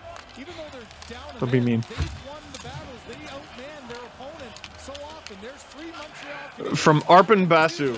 Vegas Golden Knights. Great follow for the Habs. Over the ice in the defense. Cole Caufield just scored his 4th goal of the series, which you already knew. All the Vegas forwards combined have scored 5 goals in this series. That says a lot about Cole Caufield, and it says a lot about Vegas's offense. They have got to pick it up if they're going to have a prayer against Montreal. Montreal's playing with who might be the best goalie in the world. You got to at least make him earn his money. You got to at least make him work. This is sustained pressure, though. Oh, what a stop by Price! There you go, make him earn his money. Anderson. Oh.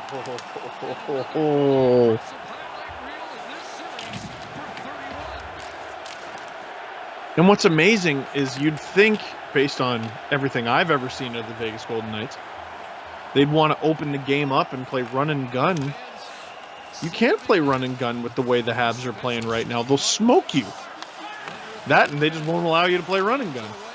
They're too good. You play the game that they want you to.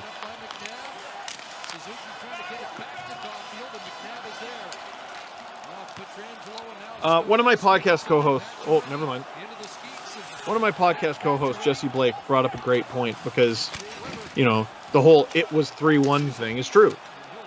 Habs were down 3-1 against the Leafs, and the Leafs outscored them 12-4 in those 4 games. And what he asked was, are those 4 games what a stop? Are those 4 games the outlier? And I don't know how you can watch the Jet series. I don't know how you can watch this series and not come away convinced that they are. Those 4 games to start the Leaf series are the outlier. This is who the Habs are. This is who they are. Oh no, Vegas, they lost Chandler Stevenson. Guess what? They got him back. Not better. Not better.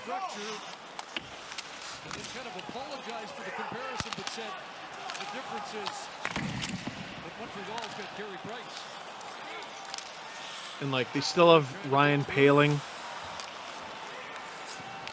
on defense. Like Romanov's not even playing. Norlinder, Caden Primo is a goalie prospect. I guess what I'm trying to say is they're good now, and they're going to be good for a while. He likes to make a little noise from time to time. Price aging? Yeah, time does come for us all. But look at that man. Does he look old to you? Does he look like he's feeling old?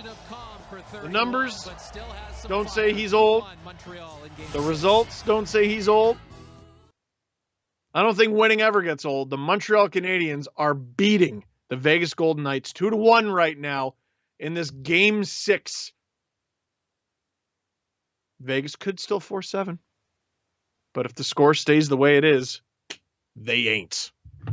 While we're in TV timeout, let me go to some of your questions. Seabass, is Fleury done in Vegas? Where could he end up if traded? Ooh. Well, here, let me check something real quick. One thing is for sure, and I've talked about this before. Vegas has a wonderful tandem of Leonard and Fleury. That's a wicked tandem.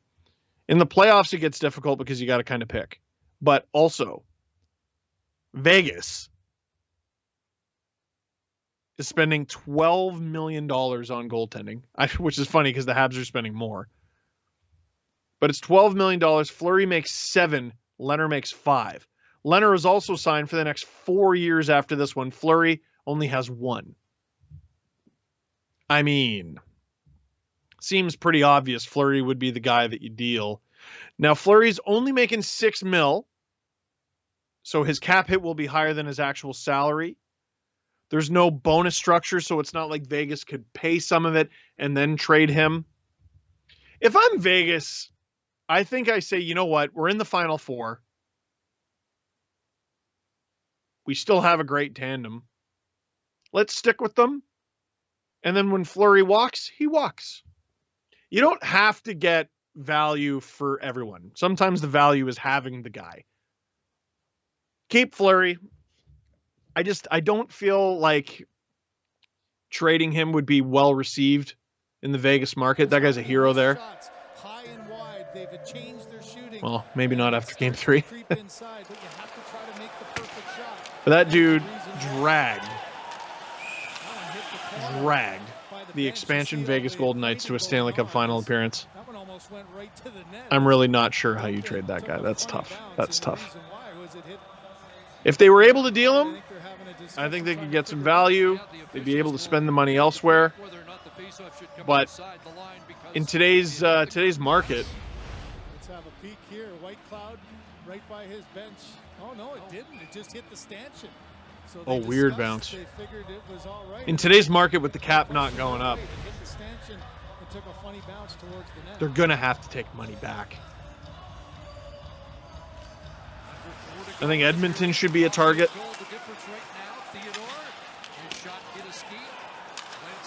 I mean, the way Edmonton talks in the media, like, God, they're just hell-bent on doing nothing. Here comes Corey Perry, and he loses the puck. Oh! Yeah, dangerous. I love that player, man. I think you can tell if you've been watching a few of these streams. So opportunistic. He's such a good depth guy. A lot of great depth guys were meant to be top 6 guys. Armia, like, I think big top 6 producing potential, like goal scoring potential was expected of him.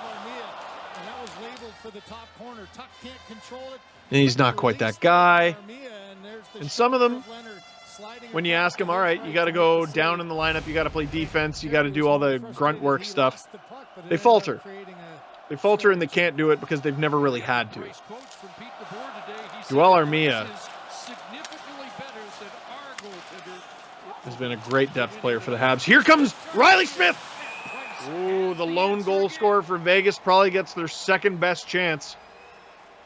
Well, beyond that huge price save just a few minutes ago. Vegas's forwards looking, I will say they're looking better in this game. Certainly looking better in this game. Look at those goofy price numbers. My God. They're looking better in this game. But it's still not enough. Shots 22-19 for Vegas. Shots 11-9 in the period in favor of the visitors. Offensive zone draw. Vegas has to win this. And Danault cleans his clock.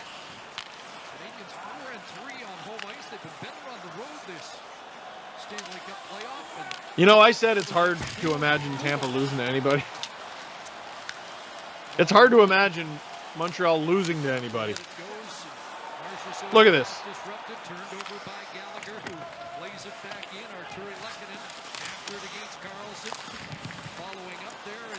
I feel like watching a team like Montreal screws with your head, too, because people keep going, well, why can't you give them credit?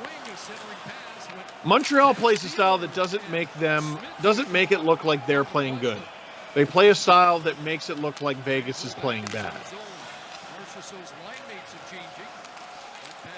But games 5, 6, and 7. Oh, the Leafs are playing bad. Games 1 through 4. Oh, the Jets are playing bad. And now, oh, Vegas is playing bad. Maybe Montreal's just running all of their show.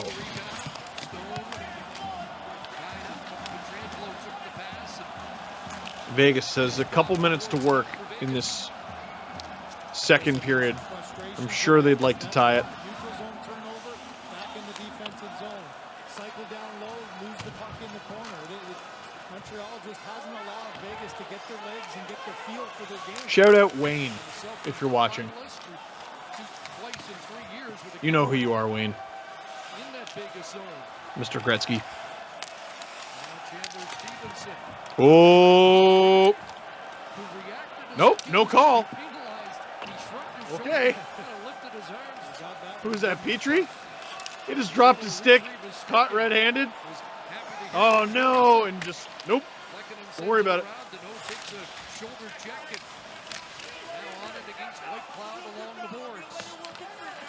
Seconds left in the period. Comes past Weber and forces the captain back inside his own line. Brendan Gallagher right on Leonard. Got about a minute to go in the second period here. And Montreal, oh God, they're all over Vegas. They really are.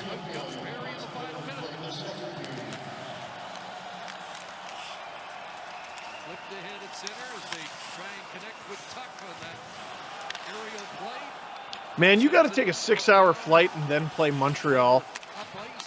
Bro. You got to play a playoff game against Montreal after taking a 6-hour flight. Whoa! That could have been something. If you're a goaltender, what do? You play the goal.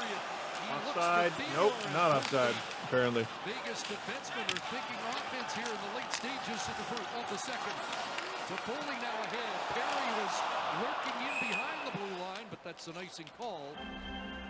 Against. Vegas loses this series tonight. Only let the defense and goalies on the plane. Forwards, you find your own way home. You fly commercial. You figure it out. Let's have a look. Did he get puck first? No, man, he went right into the skates. That should have and could have been a penalty, but I'm not really sure how that's not a trip. I'd have to watch it again. Hey, Petrie's eyes look better. Good for him. That was scary looking at the beginning of game 2. That was how we started watch a Habs game with Steve Dangle. Hey guys, we're going to be doing these fun streams. Ah! What happened to his face? Emma, why are the rules different in the playoffs? I don't know. Dudes who think you need to break the rules to be dudes. No, it's playoff hockey. If it's tough, if you can't handle it. Buddy, if you can't handle the rules, maybe you're just not an adult.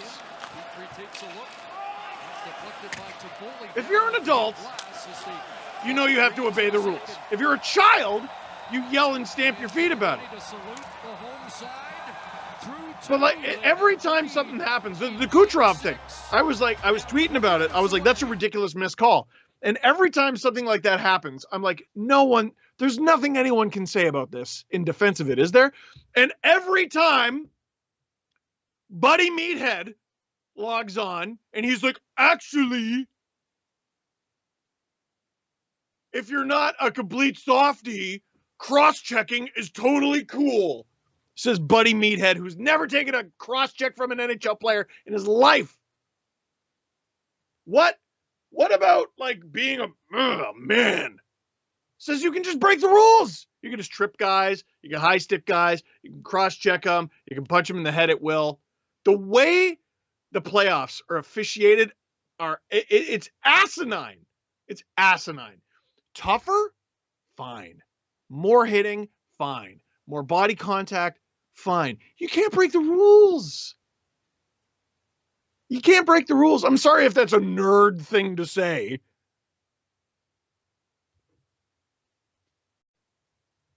I don't get it. It's a fast game. It's a fast game in the regular season too. And they call them then. We've seen how many video clips in these playoffs of the refs go like staring at the infraction happening in front of them. They're watching the leading playoff scorer in Nikita Kucherov right there. Cross-checked, not a push-off. Those are okay. Right there in where there's nothing but bone and sinew. And he has to leave the game, and they lose. Yeah, that's what I tuned in for. I tuned in to watch not Nikita Kucherov. It's a dumb way to run the sport. It decreases the integrity of the game. And as a fan, I want to actually see Kucherov on the ice.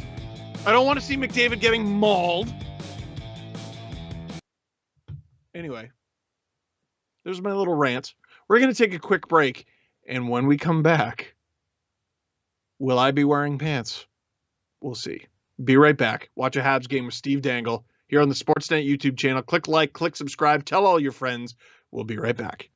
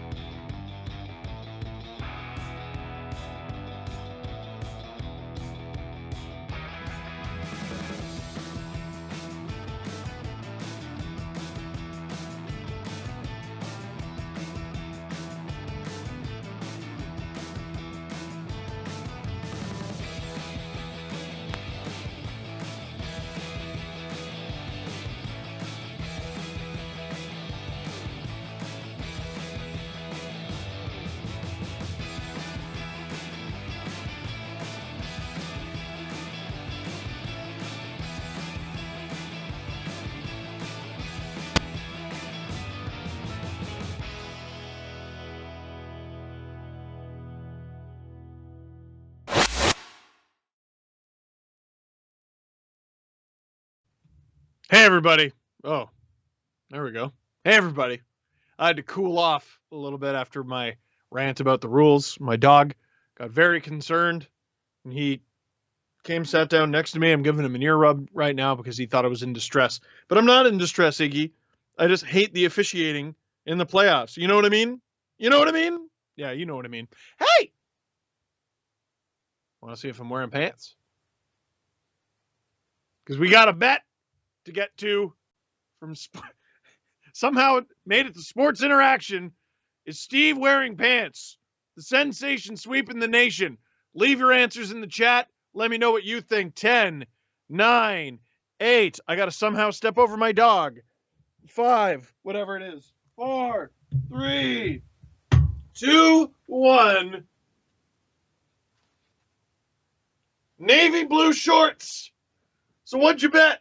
Did you think I was wearing pants or not? That's my foot. What did you guess? Did you get it right? This is me. Pretend this is the bathroom sink and I'm showing off. Listen. You never know what I'm going to throw at you. Could be jeans. Could be hockey pants. Could be sweatpants. But Steve, it's the summer. You're not going to wear sweatpants. Won't I? Just to mess with you? Now that I know the power I wield, that you can actually bet on this, I'm going to go out and get a variety of things. I'm going to get some MC Hammer pants, a Speedo, that bathing suit from Borat. Don't think I won't do it! Because I'm telling you, if the Habs win tonight, watch a Habs game with Steve Dangle does not stop. We'll continue watching Habs games with Steve, in the Stanley Cup final, should they win tonight or in Game 7. Hey, you want to bet some more? Sports Interaction, folks, providing competitive odds on all sports. Sports Interaction is Canada's odds maker. You got to be 19 plus, you silly goose, and you also got to play responsibly, or you're a very silly goose. The bet is simple. Montreal team goal total, 3.5. The over, tough odds, plus 195. Under, negative 286. Vegas is going to be cheating a little bit to try to get ahead.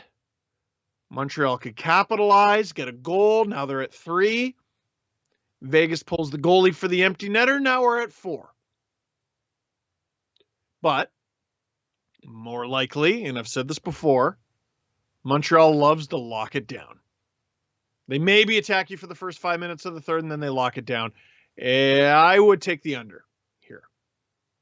I would take the under. Even though the odds are pretty appealing for the over, I'm going to take the under.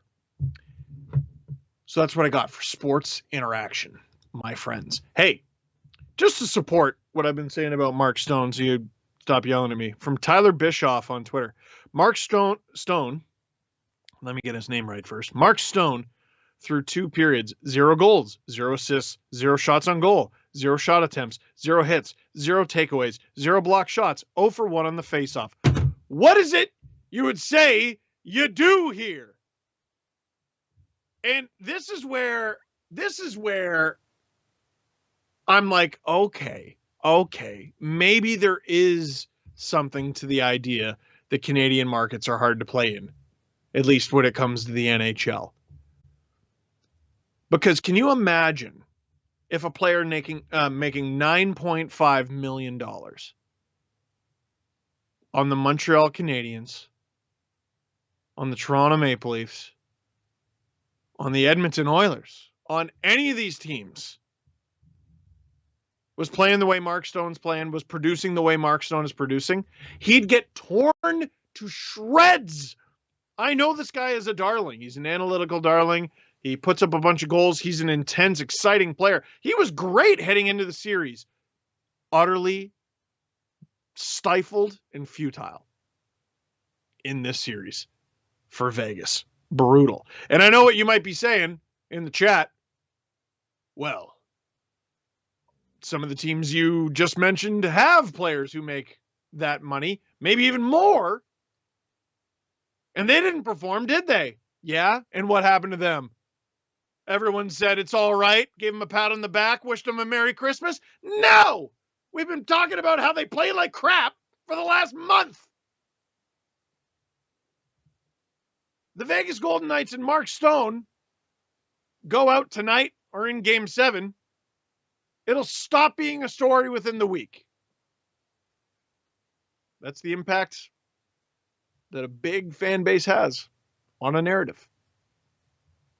Luckily for Montreal, no one making 9.5 is blowing it in this series. We do have some more questions.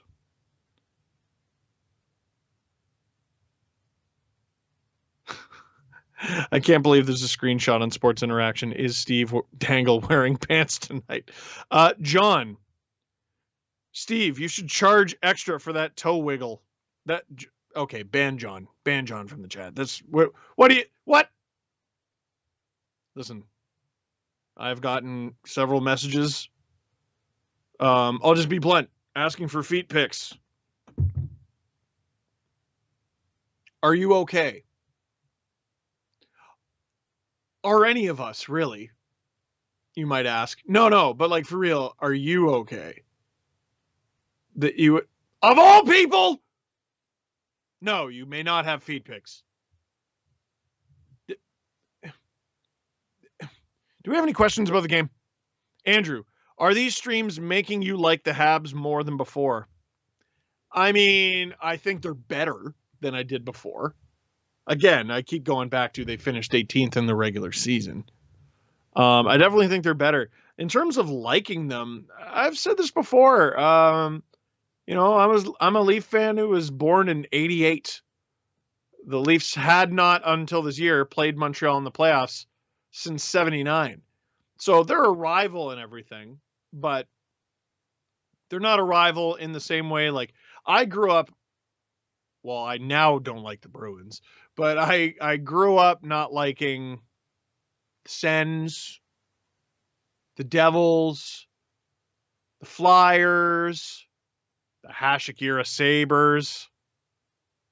I'd say I like the Blackhawks, like the Ed Belfour era Blackhawks, even less than the Montreal Canadiens. The Montreal Canadiens, I don't know, they were kind of fun.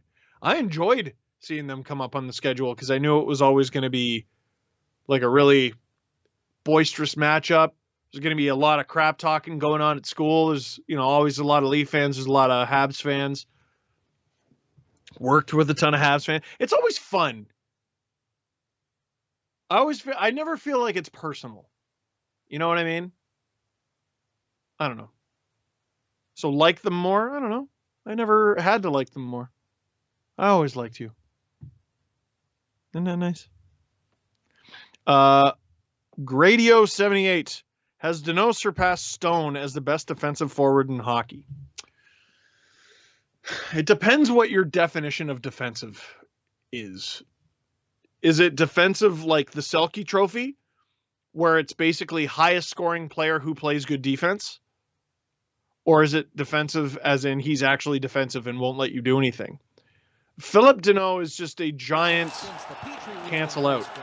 Here we go. We've got this third period beginning here. Like, I mean, let's make no mistake here. He's been incredible. Oh, big stop from Leonard there. He's been incredible in the series. He's been incredible in these playoffs. He has 0 goals, 2 assists.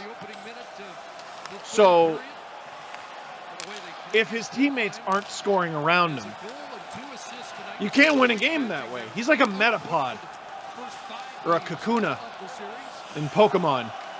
You can press hard and all you want. It's great. Raises your defense. But at some point, you got to attack. So part of the reason Danault has been so effective is he's got teammates scoring around him. Yeah. Part of the reason his teammates are able to score around him is he's doing all the defense. He's incredibly good. But in the playoffs, I feel like there's this tendency to make everyone who's really good the best. Oh, hey, goal! Oh dear, loose puck.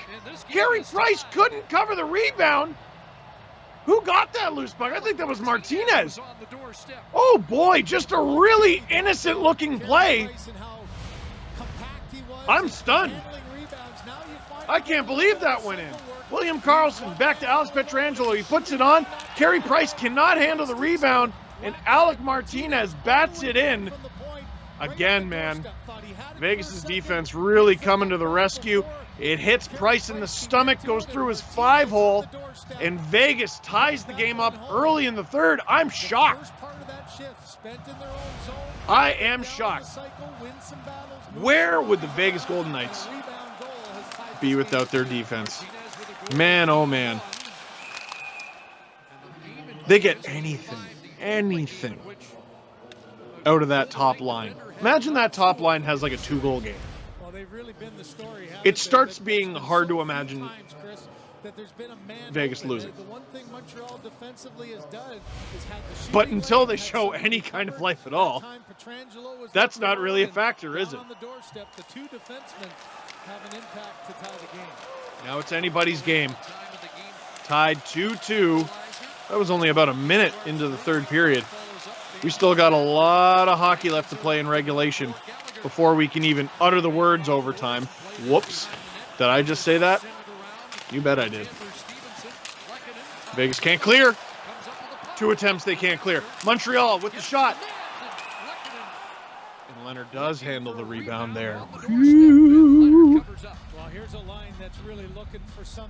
Similar strategies. Everyone just trying to get a greasy one. I am surprised. As good as Price has been, that's the second surprising goal he's allowed this series. That one from Pietrangelo, I think it was a game 2? That wrister.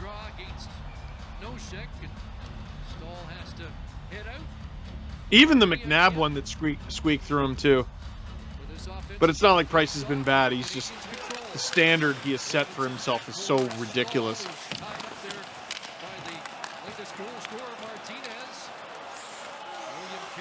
Nice chip around.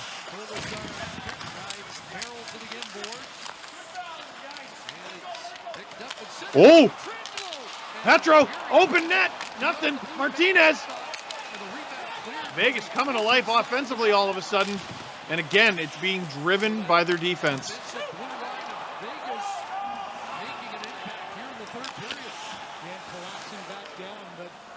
Man, some people didn't like that Alex Pietrangelo contract. I tell you what, he looks worth it to me.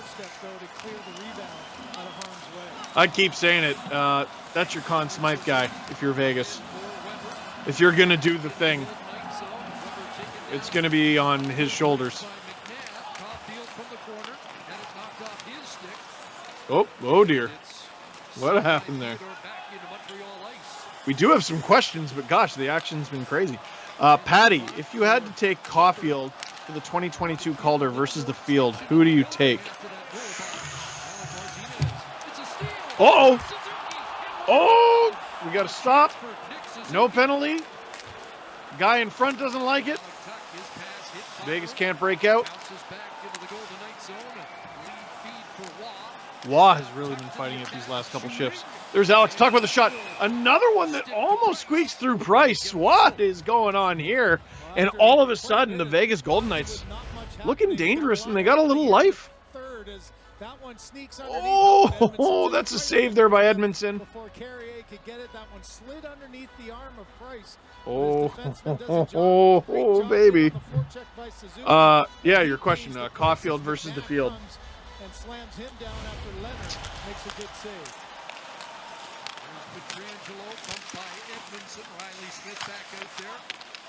There's all, you know what? It's nothing against Caufield. He's going to be a spectacular rookie, but there's always another rookie. There's always a guy you haven't really accounted for. Next season's going to be so weird too. Like, what do we really know about this year's draft class? You know what I mean? Unless they played in like Europe or college, you're looking at a really small sample size in the Q, really small sample size in the Dub, a no sample size in the OHL. What do we got here? Was that a high stick? About 4 minutes in to the third period. Vegas ties it up. Here's game 3 where Suzuki got knocked down. He came The dog back is down very with a restless. big goal. You know you're gonna have to pick Everyone is restless. one, no whistle He's looking for a spot to lie down. Game 6, Hey, Iggy. third period of a tied You're a game. good boy.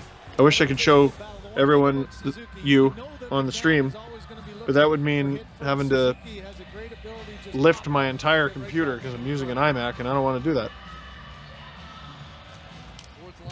People are spamming crabs in the in the chat to help the Habs. Okay. Why crabs? Because it sounds like Habs?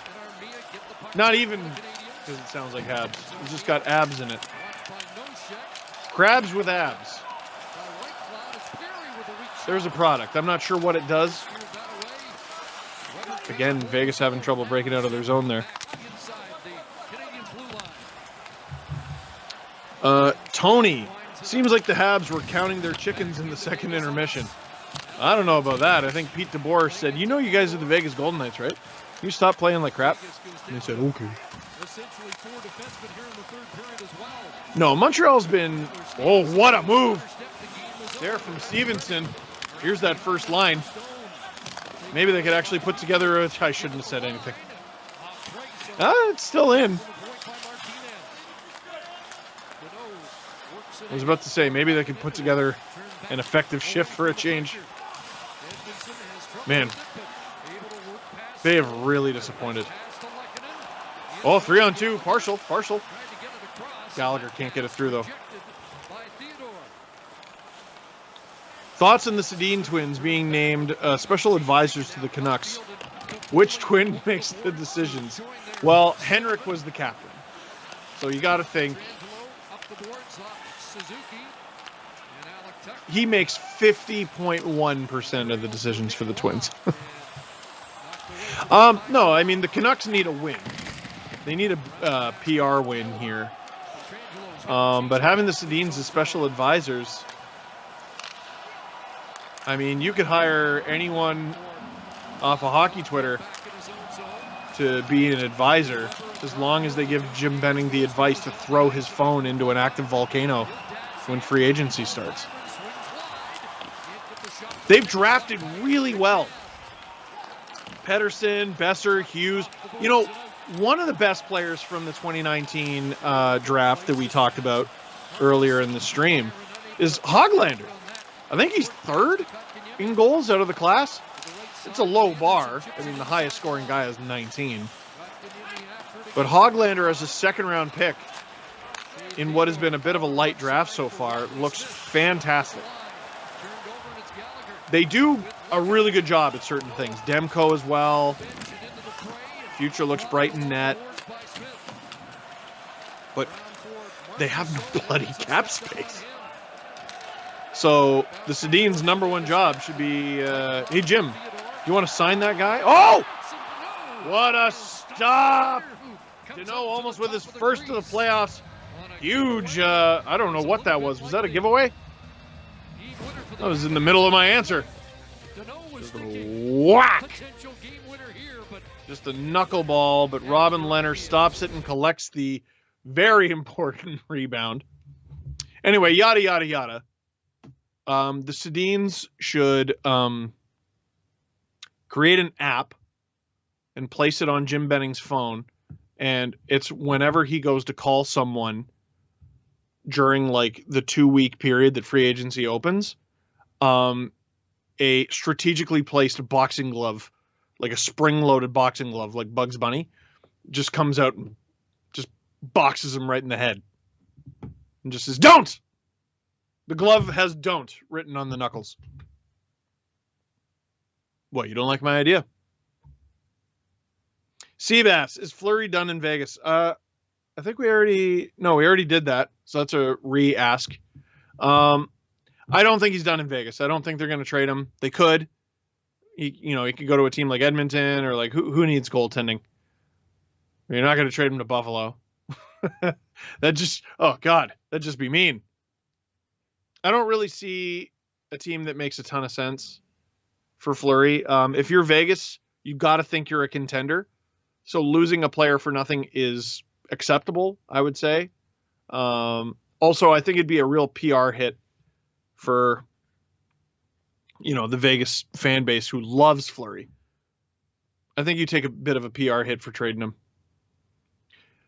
The argument for it is Leonard signed to 4 more years is pretty clearly their goalie of the future.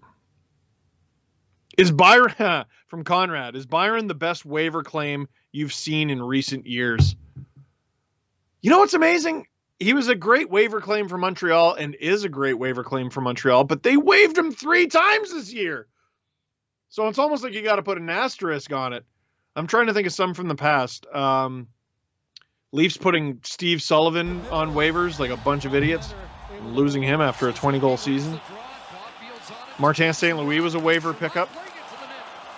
He was on the Flames before the Lightning got him, and then he won a cup against him. Ice.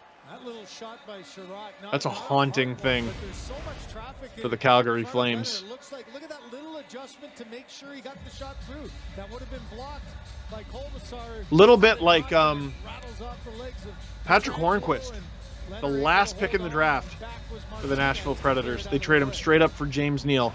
They play against each other in the playoffs in the Stanley Cup final. And Patrick Hornquist gets the Stanley Cup winning goal. Montreal sniffing a little here. They've put together a nice few minutes. There's Pietrangelo joining the rush because, of course, he is, because the forwards are useless.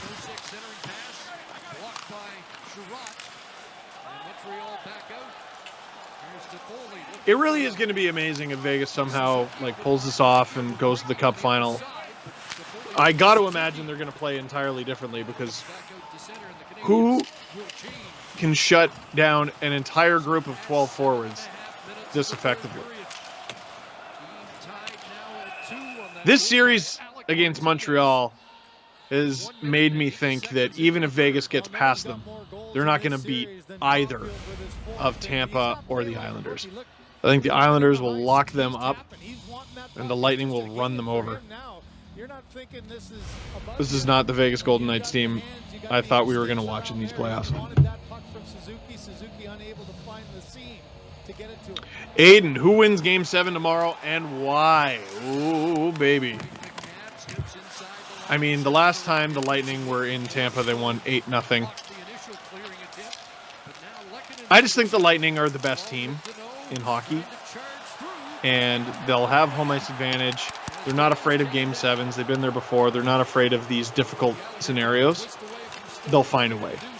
But the Islanders will not give it away. They never give anything away. Stopped by Leonard. Yeah, this is not the time for softies. There's Stone almost giving it away. This line is shocking.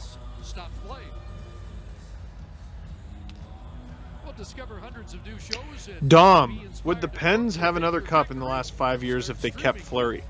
Yeah, man, it's amazing. First of all, no, I don't think so, even though their goaltending has really let them down. But it's amazing that that's what the story has changed to with Marc-Andre Fleury, because there were a number of years where Penguins fans were saying, uh-oh, that's a bit of a mistake there for Vegas. There were a number of years where Penguins fans were saying they would have more cups if it wasn't for Fleury playing poorly. Go look at his performance in that 2012 series against Philadelphia. Horrible. That's a huge hit. The thing that got called there was a hand pass. A penalty, none forthcoming. Yeah, I think you're going to see a lot more than that to get a call at this point. But this line is done. Oh, Andrew, who had the worst reverse retro this year? It may have been Toronto. The Leafs did have an ugly reverse retro. I hated it. Gray. The Golden Knights one is funny. Is that a push-off? Hard to know. I want to see it one more time. Vegas having a reverse retro is weird just because they've been around for 5 minutes. Ooh! The Habs having a blue reverse retro, I hated initially, and it really grew on me. I liked it. Thought the Oilers had a good one. Was not a big fan of the Jets. Again, the gray.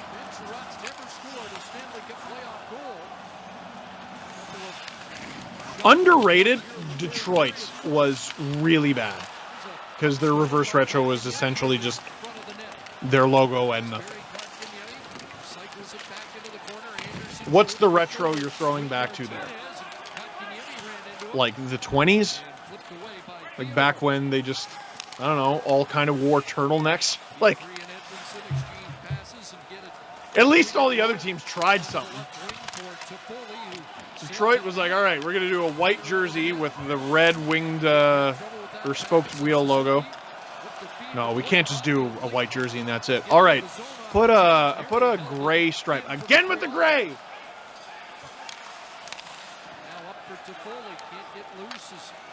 Nothing wrong with gray. You just got to use it right. I don't think any of the teams I mentioned did. Less than 10 minutes to go in regulation. 2-2. Score is even, shots are even. 28 apiece. Vegas actually not looking that bad. After, I think Montreal was the better team through 2. It's been a pretty even third period. Vegas probably looking the best they have all game. These become so important to face off. You got a little bit of Slim T, Steve, your headphones are on backwards. I know. We've been through this before on these streams. I like it better. For some reason, I like having the cord on here for broadcast, and I do this on the podcast too. If you go and look. But where does the headset plug in? It's there. This is a gaming headset, and I should be wearing it like this, but I don't. You're not my dad.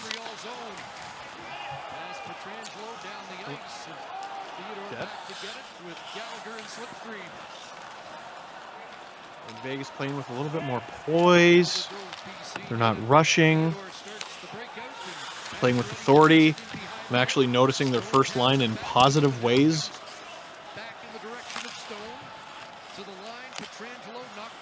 That's a good keep there from Petro. That was a cantankerous puck.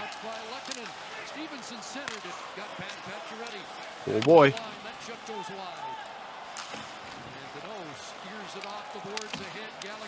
Wasn't the most dangerous little shift there, but you see them starting to do the right things. They're at least attacking the net, putting a body in front, making Carey Price do anything. Void, do you think the Flames actually trade Tkachuk as we go to commercial here? I tell you what, if they do, it's a mistake. Because, so what this all comes from, not to make it about the Leafs, but there was that incident earlier in the season where Muzzin flips the puck at Tkachuk and, you know, he loses his mind and everything. And he was mad, and there was a team meeting where supposedly he was mad that none of his teammates went to bat for him. And he's right. Like, it's Matthew Tkachuk. You go to war with that guy. He drags you into the war with him. And if you got a problem with that, I got to question your commitment to winning. You know, I know maybe a little bit too much with the extracurriculars sometimes, but he's one of your best forwards, if not your best forward. He was drafted in what, 2016? You're going to trade him already? What is it with the 2016 draft? Laine and Dubois, now potentially Tkachuk? What is it with all these guys who went in the top 10? I think if the Flames trade Tkachuk, it'll be an enormous mistake. I mean, they could get a king's ransom as return. You better get a lot for him, man. The Calgary Flames problem is making the playoffs. But I think once they get there, is Matthew Tkachuk not exactly the sort of player you would want on your team? To answer your question, I do think they actually do it. I was saying it's a mistake, but there just seems to be something broken in that dressing room. And it's easier to trade one guy. Flames could have a seismic offseason because I kind of think Gaudreau, one of Tkachuk or Gaudreau, I think is going to go. Could be both. But I said this with Laine as we return to game action. with the Jets. Before the season began, I was like, listen, either extend him or trade him. Stop putting your fans through this. Stop making them ask the question, will they or won't they? Ooh, that looked like it hurt. Oh, which official was that? And the Habs can't clear it now, and Vegas still has possession of the puck. Now the Habs will get the clear. Oh, maybe not. Yes, they do. Kotkaniemi going to the net. Oh, he almost broke loose. If that pass gets through, it's a problem. Oh, I thought that was a 2-on-1. It's a 2-on-2. Oh, just out of reach. Game's open up a little bit. Anyway, I think the Flames are at a crossroad with your question. And they're going to have a very large offseason.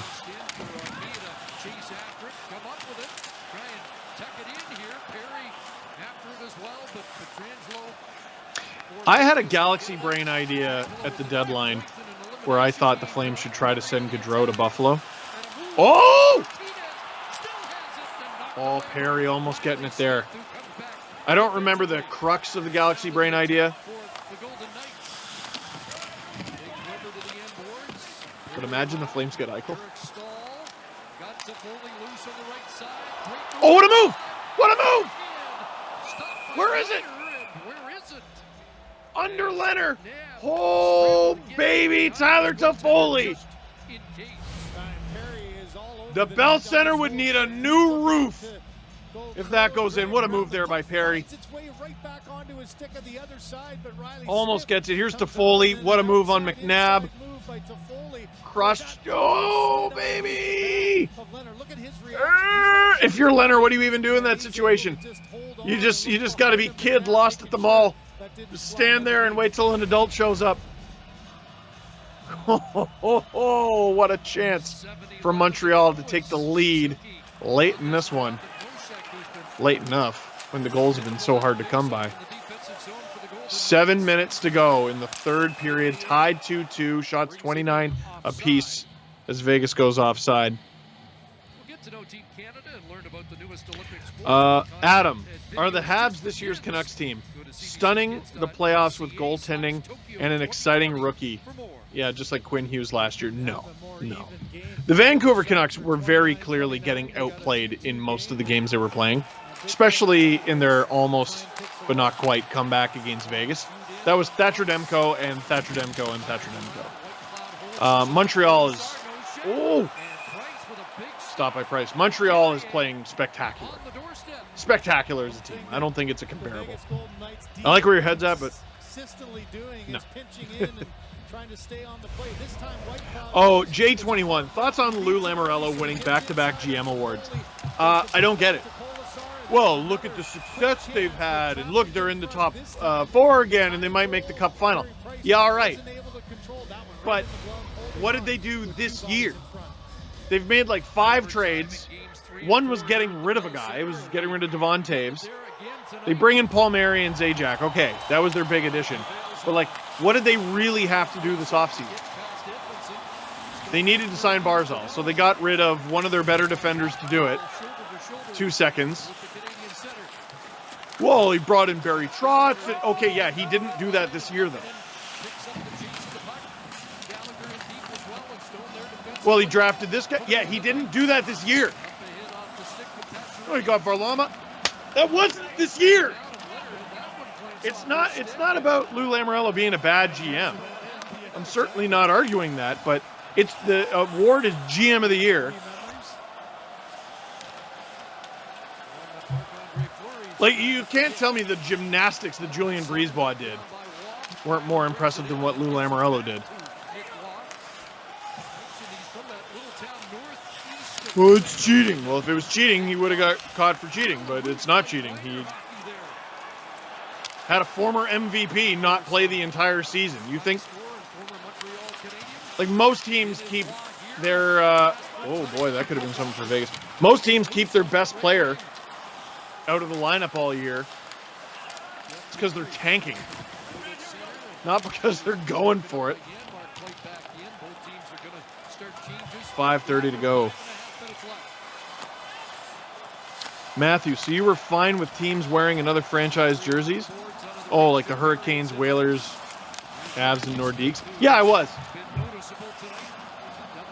I was.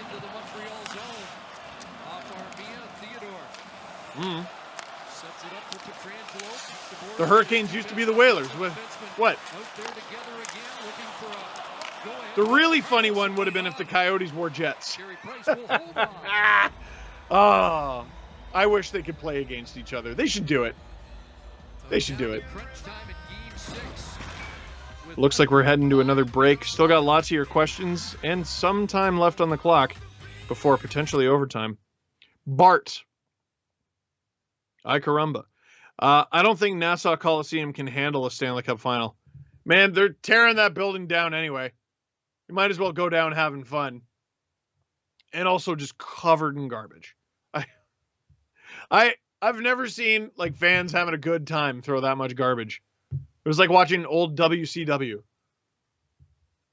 La Flamme. Should the Leafs... God. What's with all this Leaf stuff? It's watch a Habs game with Steve Dangle. You don't see the title? The only reason I'm talking about this team is because you ask about them. Okay. Should the Leafs rebrand to the St. Pats to officially break the curse? I mean, they've changed the crest. I don't think they have a particularly good record in the St. Pat's jerseys. There might be 500. I don't know. I don't know what. I'm listening to all the Harry Potter audiobooks over again to see if I can identify some sort of spell or potion, perhaps, that will make them not disappoint me and ruin my life. Don, what do you think of the stalls so far in these playoffs? Well, Jordan was good, but he's out. Eric Staal, really hard to say because, he's had some bad moments. He's had a giveaway. Took a penalty tonight. He's had some good moments too. I think a guy like Staal, it's difficult to quantify what they bring. You need experience, and you got to remember he did win a cup. Habs also got him for nothing. It was like a third and a fifth.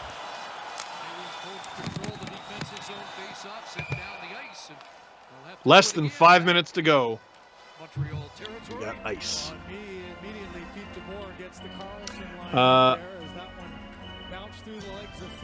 Jay Black, what's one rule you would like to see changed? And producer Drew adds, I say get rid of the stupid offside reviews. Honestly, I think the rules of hockey are fine, which is why they should call them.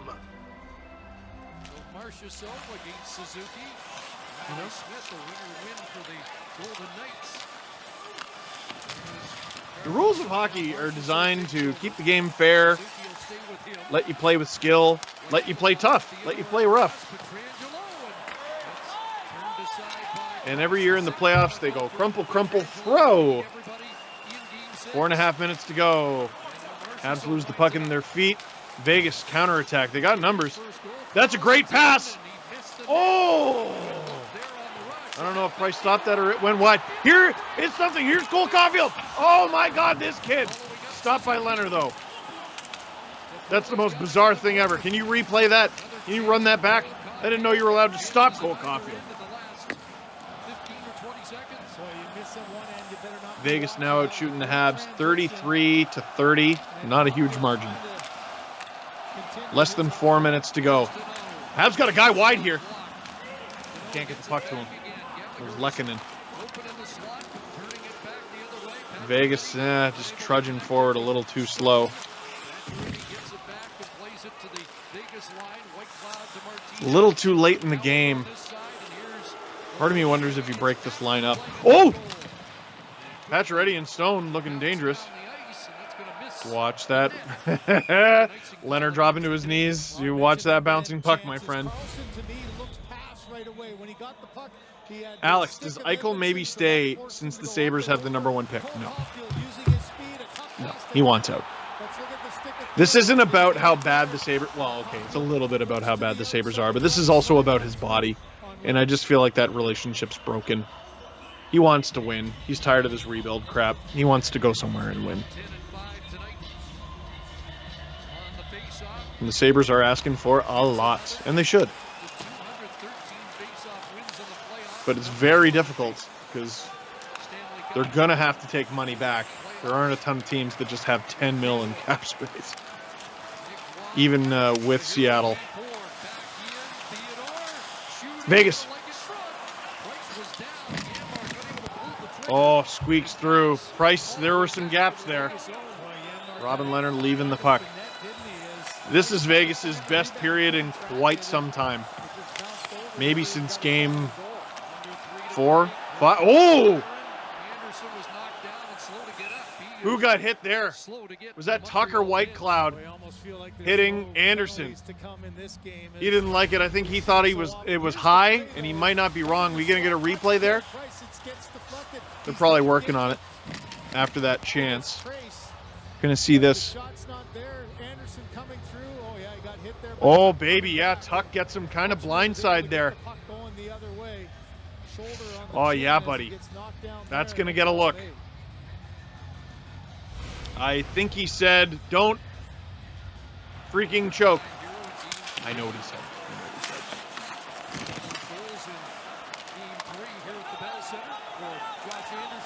There's another missed one. And people go, oh, well, this or that. Bro, you're not allowed to hit players square in the head, especially from the blind side. I'm sorry that the rules are difficult.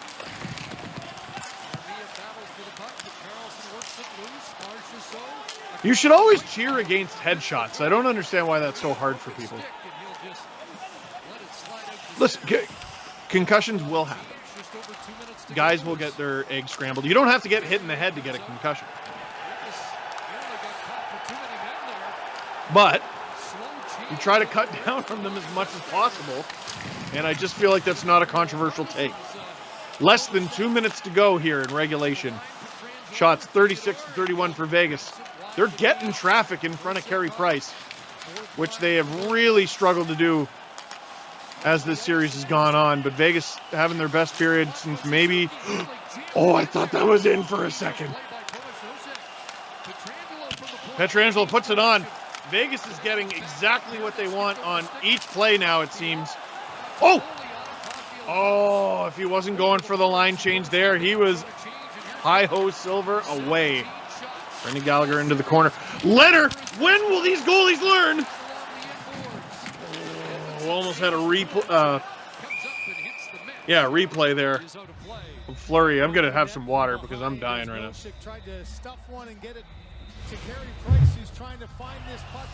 Holy mackerel. Oh, that wraparound from Nosek. That would have been something. What happened here? We saw it go in the air. Off the blocker. Oh, and just... Oh, baby. Ahead of overtime, and it looks like we're heading to overtime. Don't forget, click like, click subscribe. Tell all your friends that we got a tie game with a minute left in the third. The Habs win. The series is over. Vegas wins. We got Game 7 in a couple days on Saturday night. What more do you want?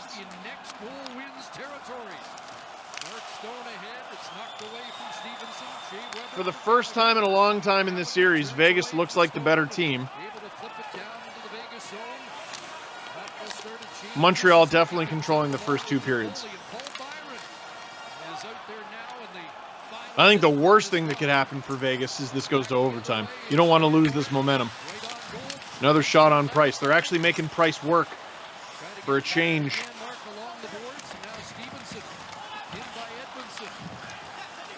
The effort. Tuck, who should probably not be out there after that Anderson hit. Working the puck around. Carlson. Maybe a little bit of interference there. Oh, baby. Less than 10 seconds to go. This game's not over.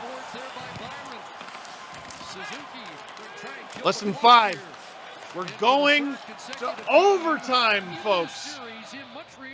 The Montreal Canadiens scoring first. Vegas ties it. Score second. Nope. Third. They get the 2-1 lead. Vegas' defense to the rescue again early in the third period.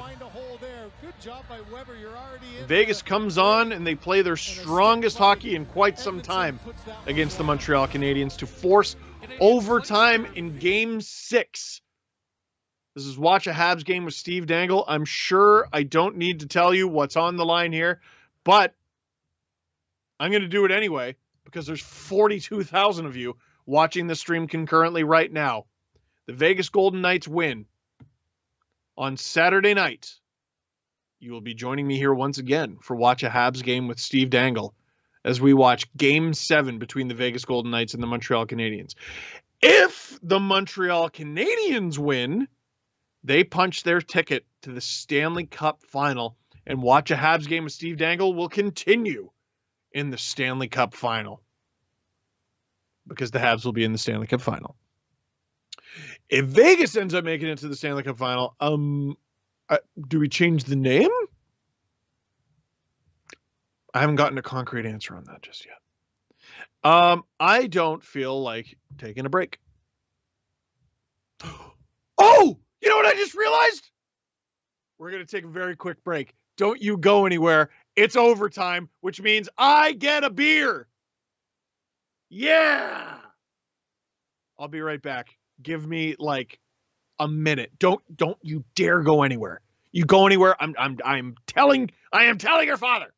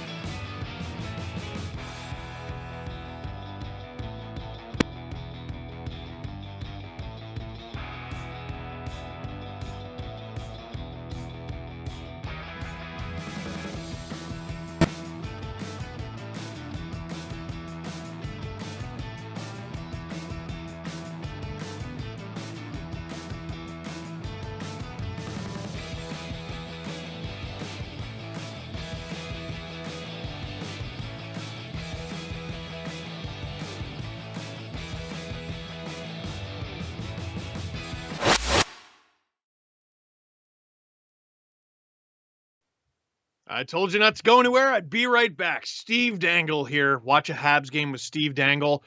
The rules are simple. Win if you're Montreal, you go to the Stanley Cup Final. Win if you're Vegas, you live to fight another day. You fly all the way back to Vegas, and you get the all-important Game 7 sports interaction.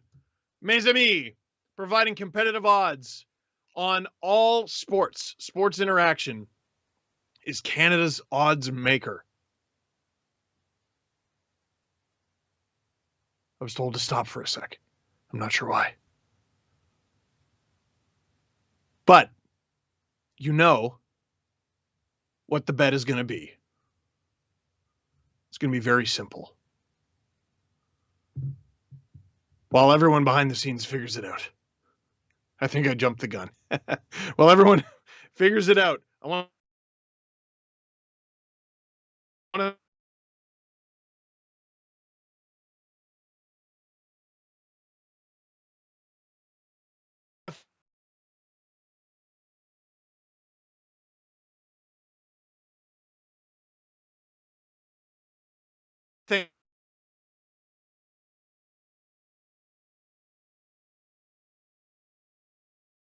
Mickey.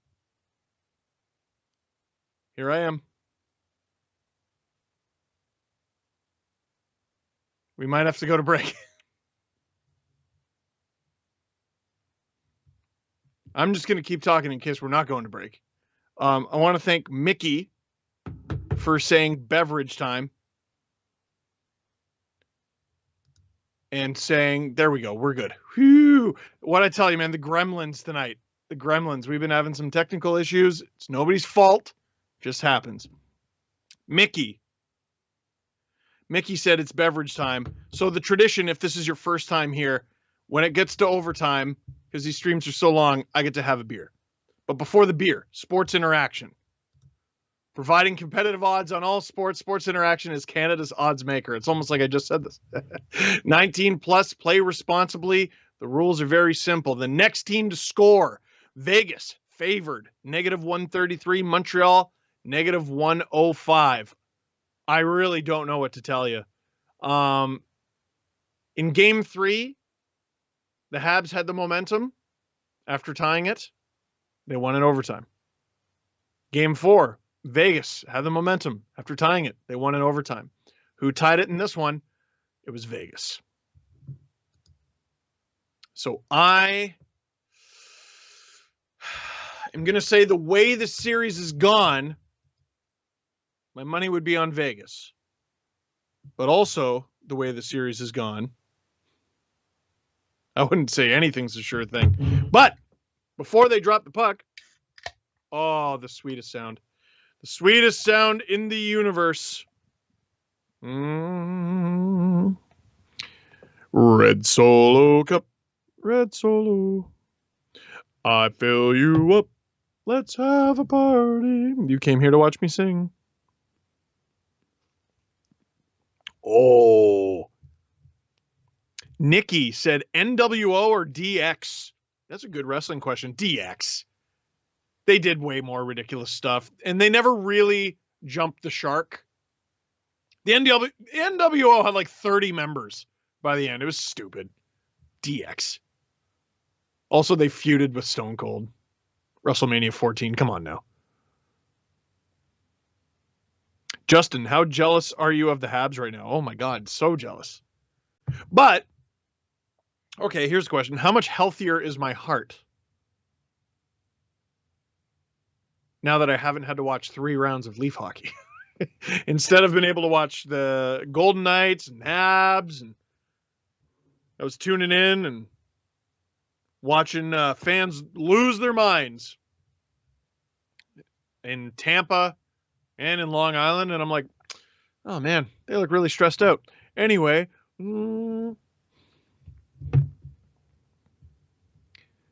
chat roasting you for taking longer than a minute. Did I?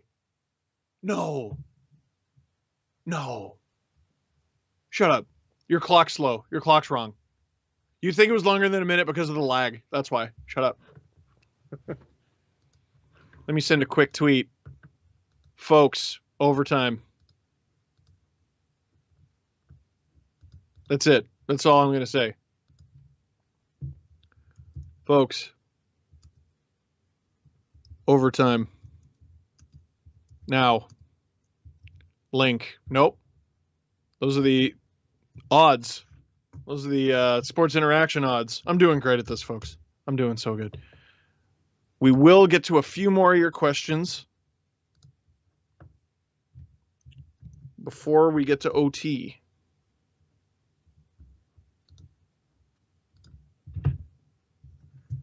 And then it's going to be hard to get your questions in. I'm not going to lie.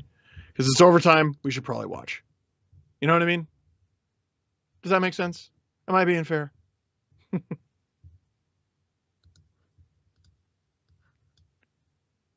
Ooh, Timmy, OT goal predictions. For Montreal, no, I'm going to make you wait. For Vegas, Mark Stone, because I've been talking crap about him all night. And he actually started to play okay in the third. For Montreal, Tyler Toffoli. What do you got? Tell me in the chat. Steven asks, is Vegas offense a dang it in this series? So far, for sure. Specifically their forwards. I mean, their defense are doing it at both ends of the ice, right? Rev, are you a lager or ale guy? Yes. Tyson, typically, how many non-Leaf games do you watch every year? That's a good question. Oh, boy. Too many to count. So I will say that. This year was harder, frankly, to watch non-Leaf games because I was a new dad and had a less than 1-year-old until a couple days ago. He just turned 1. Hooray for Leo. So that took up a lot of my time. I mean, I was even looking at my schedule going, oh, there's a Leafs game tonight. I was tired. It was hard to watch a lot of extra games. The most games I ever watched was when I was like, when I had a different job and I was working highlights. I had like a dozen screens in front of me. I'm watching several games at a time. There was another place I worked where I was so low on the totem pole, they wouldn't let me do any of the Canadian games, like Habs, Leafs, Oilers, any of them, because they were too important, and I was too low on the totem pole. So I was forced to watch like Kings and the Stars and stuff like that. So I was learning about those teams, the Rangers. That was probably when I was like best informed about everything around the league, or at least teams on the ice. I'm best informed for stories now. I sort of know what every team is up to. I keep writing to Ford. I keep writing to Trudeau. I keep petitioning them to make days 30 hours long. And as of yet, they have not responded to a single letter of mine. And they stay at 24. And I have very little time to watch 6 extra hours worth of hockey. Those jerks.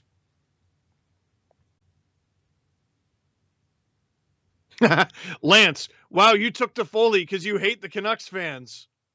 I mean, yeah. But also, he's really good. How does Jim Benning still have a job, bro? Like, I know I talked about all the good things that he's done with the team. That dude, I think, would be a rocking AGM. Rocking assistant GM. He runs your scouting. As your general manager, as your head guy, what have the Canucks done? Other than rode Thatcher Demko like Santa's sleigh. Like, that's not a plan. He's been brutal in free agency. He's mismanaged the cap. A lot of his trades haven't been great. JT Miller was a good trade. Quinn Hughes, good draft. He's done some good things, but at what point do you go, you know what? We kind of got to win. Like, the new guy, if you bring in a new guy, they don't have to trade all the good ones. The new guy isn't magically going to get in there and be like, I want to trade Quinn Hughes for a 4th round pick. Get a new guy in there. Trade some poop cap, some not very good cap, and go and win. Like, I don't think the Canucks are too many moves away from actually being quite good. But they got to get creative. Nelson, what do you like better, the trade deadline or free agency day? Ooh, really good question. Trade deadline, I would say. No, free agency, sorry. Trade deadline is often disappointing. Whereas free agency, there is guaranteed news every single half hour, at least. Here we go.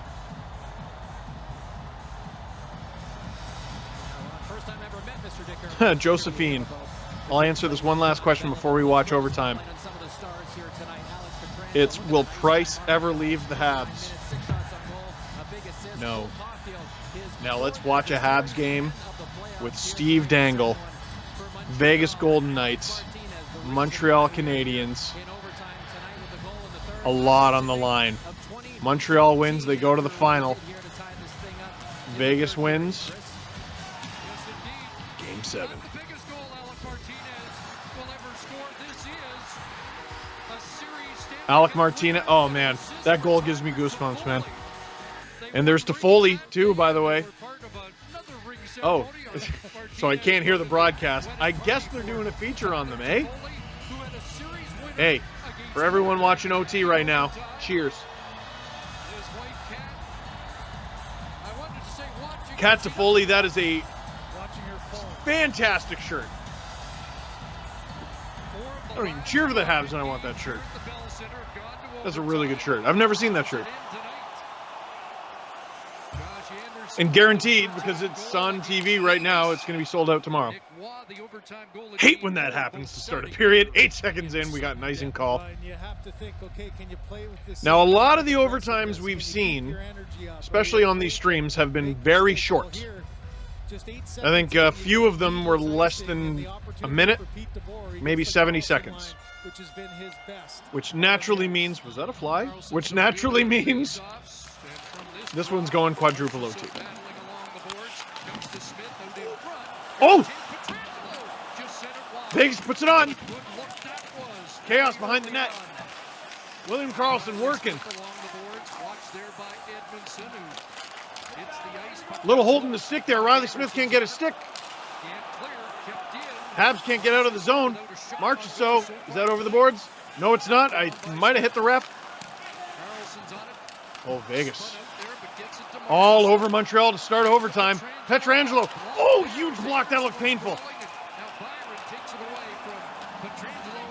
You know what? Swatting that back might have been the best move.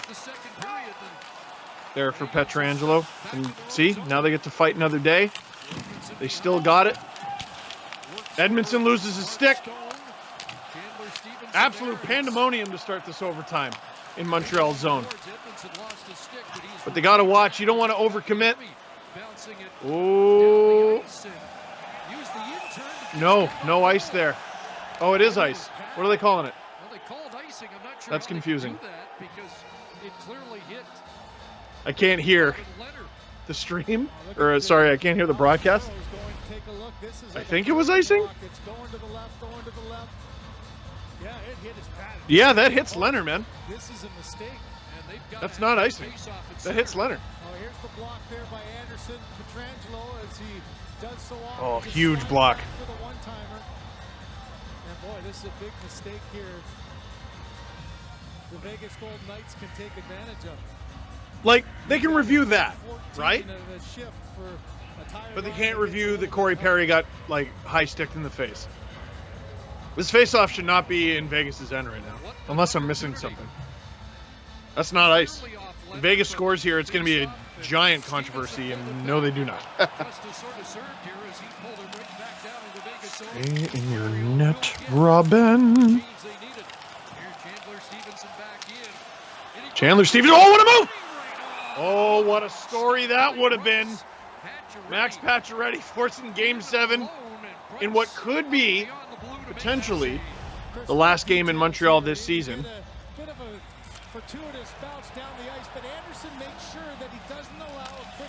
Alas, he was stopped by Carey Price. Good to see Josh Anderson staying in the game. He doesn't look too worse for wear after that hit from Alex Tuck at the end of the third. I don't know if the impact was hard enough to warrant a suspension, but it'll definitely get a look from the league. What a stop by Price. And the Habs on the attack here. They got numbers. They got numbers and they might have a break. Oh my goodness, what a chance! And they score! The Montreal Canadiens are going to the Stanley Cup final! Overtime! Game winner! Vegas! It was all Vegas after they tied it. It was all Vegas to start overtime. But this Montreal Canadiens team, buddy, these Habs, you give them an inch, they take a mile. And they are going to play the winner of tomorrow's Game 7 between the Tampa Bay Lightning and the New York Islanders. Luke Richardson, what a story behind the bench. I guess Lehkonen got it. It doesn't matter who got it. The Montreal Canadiens got it. Pete DeBoer.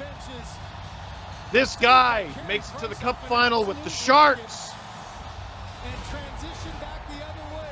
The Devils. The Golden Knights. Well, no, not the Golden Knights. I was going to say, that would have been the story. He's been deep in the playoffs so many times. What a play. What a play. Lehkonen buries it. I was close with Toffoli because he was one of the first on the ice. That assist, by the way, I think is Philip Deneau's third point of the entire playoffs. Marc Bergevin losing his mind. And why not, buddy? Your team's going to the Stanley Cup final. I would too. Handshakes in Montreal. Carey Price for the first time going to the Stanley Cup final. Alex Burrows there on the coaching staff, a chance to redeem the 2011 Stanley Cup final where he lost as a member of the Vancouver Canucks. The Vegas Golden Knights, back-to-back years they make it to the Final Four. Back-to-back years, their offense turns into an absolute pumpkin. And for a good team, they're in the Final Four, second in the regular season, but for such a good team, with back-to-back round 3 performances like that, I gotta wonder if they're gonna make some big changes. Pacioretty having a moment there with Philip Deneau. Click like and click subscribe, everybody. We are not going anywhere. Watch a Habs game with Steve Dangle lives into the Stanley Cup final. It was always watch a Habs game with Steve Dangle, just letting you know that. The Habs win this series 4-2. But I wasn't streaming game 1. So the Habs 4-1 when I stream in this series. And obviously 4-3 in the first round. Habs are 8-4 when I do these streams. So I got news for you, Habs Nation. You are begging this Leafs fan to stream the Stanley Cup final for Watch a Habs game with Steve Dangle. Robin Lehner, valiant in defeat. He was good in the 2 games that he played. Carey Price, that much better. All series long. What a save he had in this game. Several saves. Pandemonium on a holiday in Quebec and everything. Marc Bergevin absolutely bursting at the seams with happiness. And why the heck not? Oh, that's interesting. So they got hats that just say finals. Because what did they win? I believe the Habs are going to get a trophy here. I can't remember which trophy it is, but because they're not in their typical divisions, it's a little odd. But I mean, really, who gives a damn about this trophy? You play to win the Stanley Cup. It's cool. You take a picture because you kind of have to. And then you focus on what matters, a chance to win the Stanley Cup, which is what the Montreal Canadiens have for the first time since 1993. Cheers and congratulations, Habs fans. Well earned. What a truly, truly unique season you have had. And now you're going to be playing the winner of the series between the New York Islanders and the Tampa Bay Lightning. And there will be a winner by the end of tomorrow night. Franchise wins a trophy here that they've never won before. I just can't say enough about that man, Carey Price, just how good he's been all through these. The Habs cool as a cucumber. The Clarence Campbell Bowl.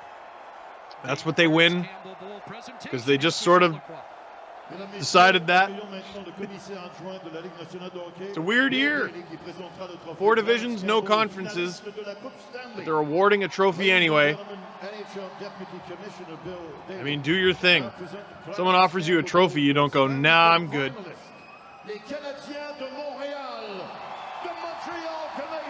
I got a trophy for fundraising. I wasn't like, no, I'm good. I still have it. Let's go. Let's go.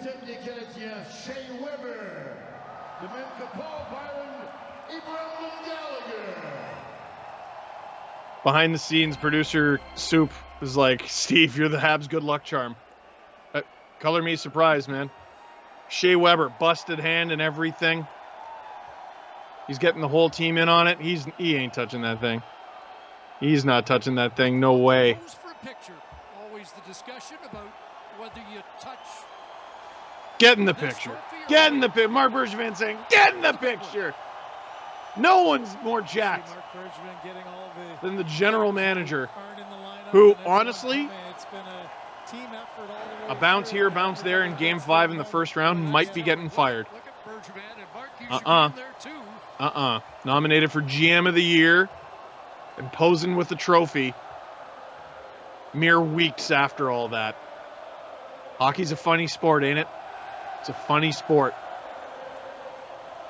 The Montreal Canadiens winning in Montreal. Where did you even get that? Oh, Thomas Tatar, not even dressed.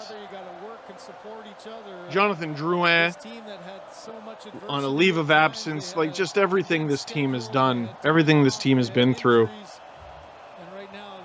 Brendan Gallagher, barely healthy enough to start the playoffs. Carey Price. Game 1 of the playoffs was his first game in the NHL in a month. Carey Price played an AHL game. Who remembers that? Producer Drew saying, I wonder if they're the only team to ever win both the Campbell and Wales Bowl. I don't know off the top of my head. There are a few teams that have played in both the East and Western Conference.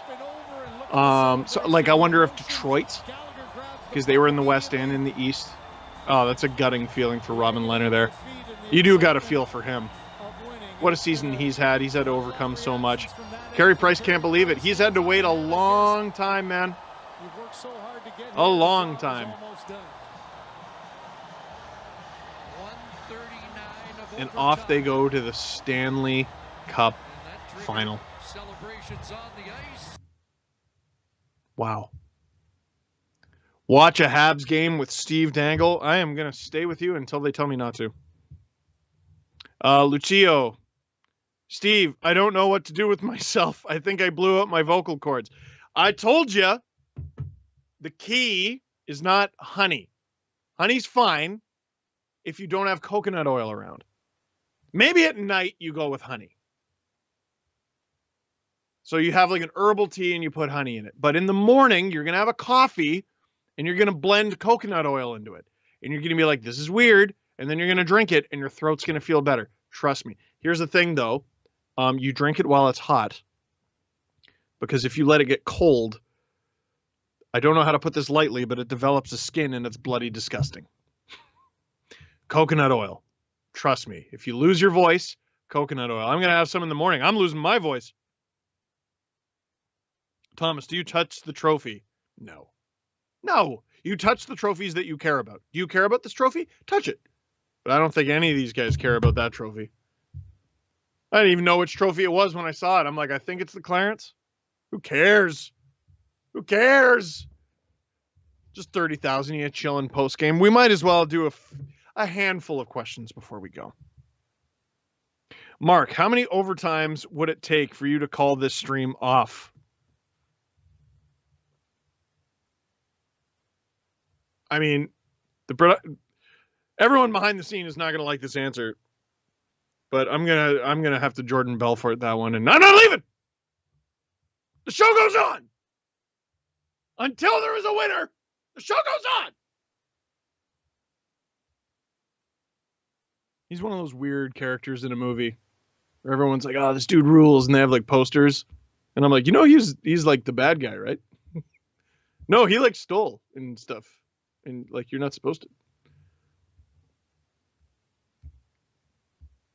Judith asks, strawberry or grape jam on peanut butter and jelly? Judith, how could you ask that question at a time like this? Strawberry. Glad that you asked.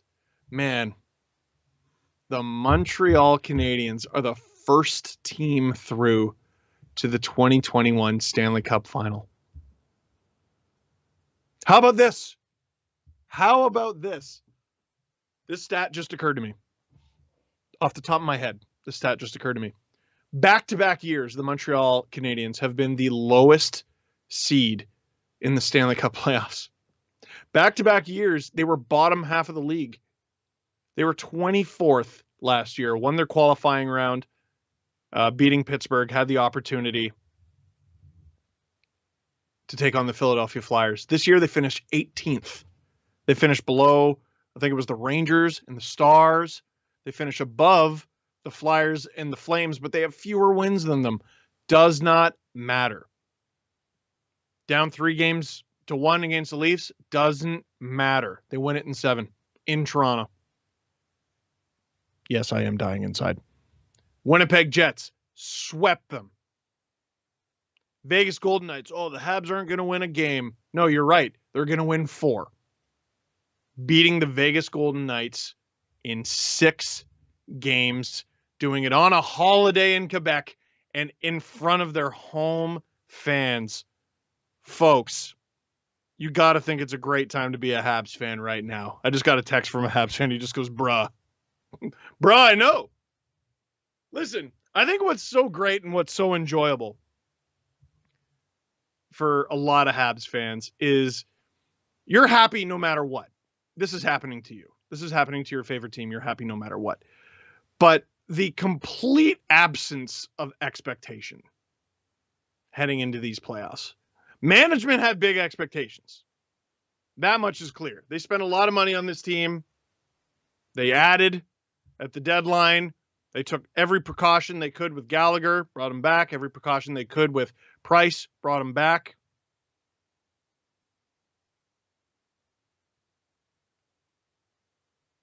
Here they are. Here they are anyway. No mess, no stress. You're like, you know what? They win the first round. Great. I saw a bunch of Habs fans in the first round saying they hope the Leafs blow them out because that means change is coming. Guys are going to get fired. Bergevin's going to get fired. Literally like 3 weeks later, he's nominated for GM of the year. And only a couple weeks after that, the Montreal Canadiens are heading to the 2021 Stanley Cup Final. I'll just straight up say it. It was Andrew Berkshire who texted me. And he says, I'm not a Habs fan, you jerk. Yes, you are! Berkshire is one of many Habs fans who, after the PK Subban trade, said, you know what? I'm done. Hate these guys. I can never cheer for them ever again.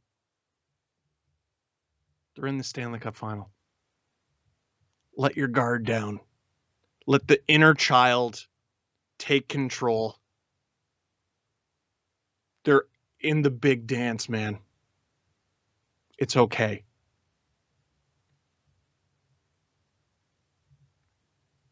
Watch a Habs game with Steve Dangle, me, continues in the Stanley Cup Final. When we know the schedule, we won't be bashful. We'll tell you. So, for now, that is it for this one. Thank you very much for watching. Click like if you like this video. Click subscribe if you really liked it. Tell all your friends. The Montreal Canadiens are heading to the Stanley Cup Final, and we'll be there streaming each and every second of it.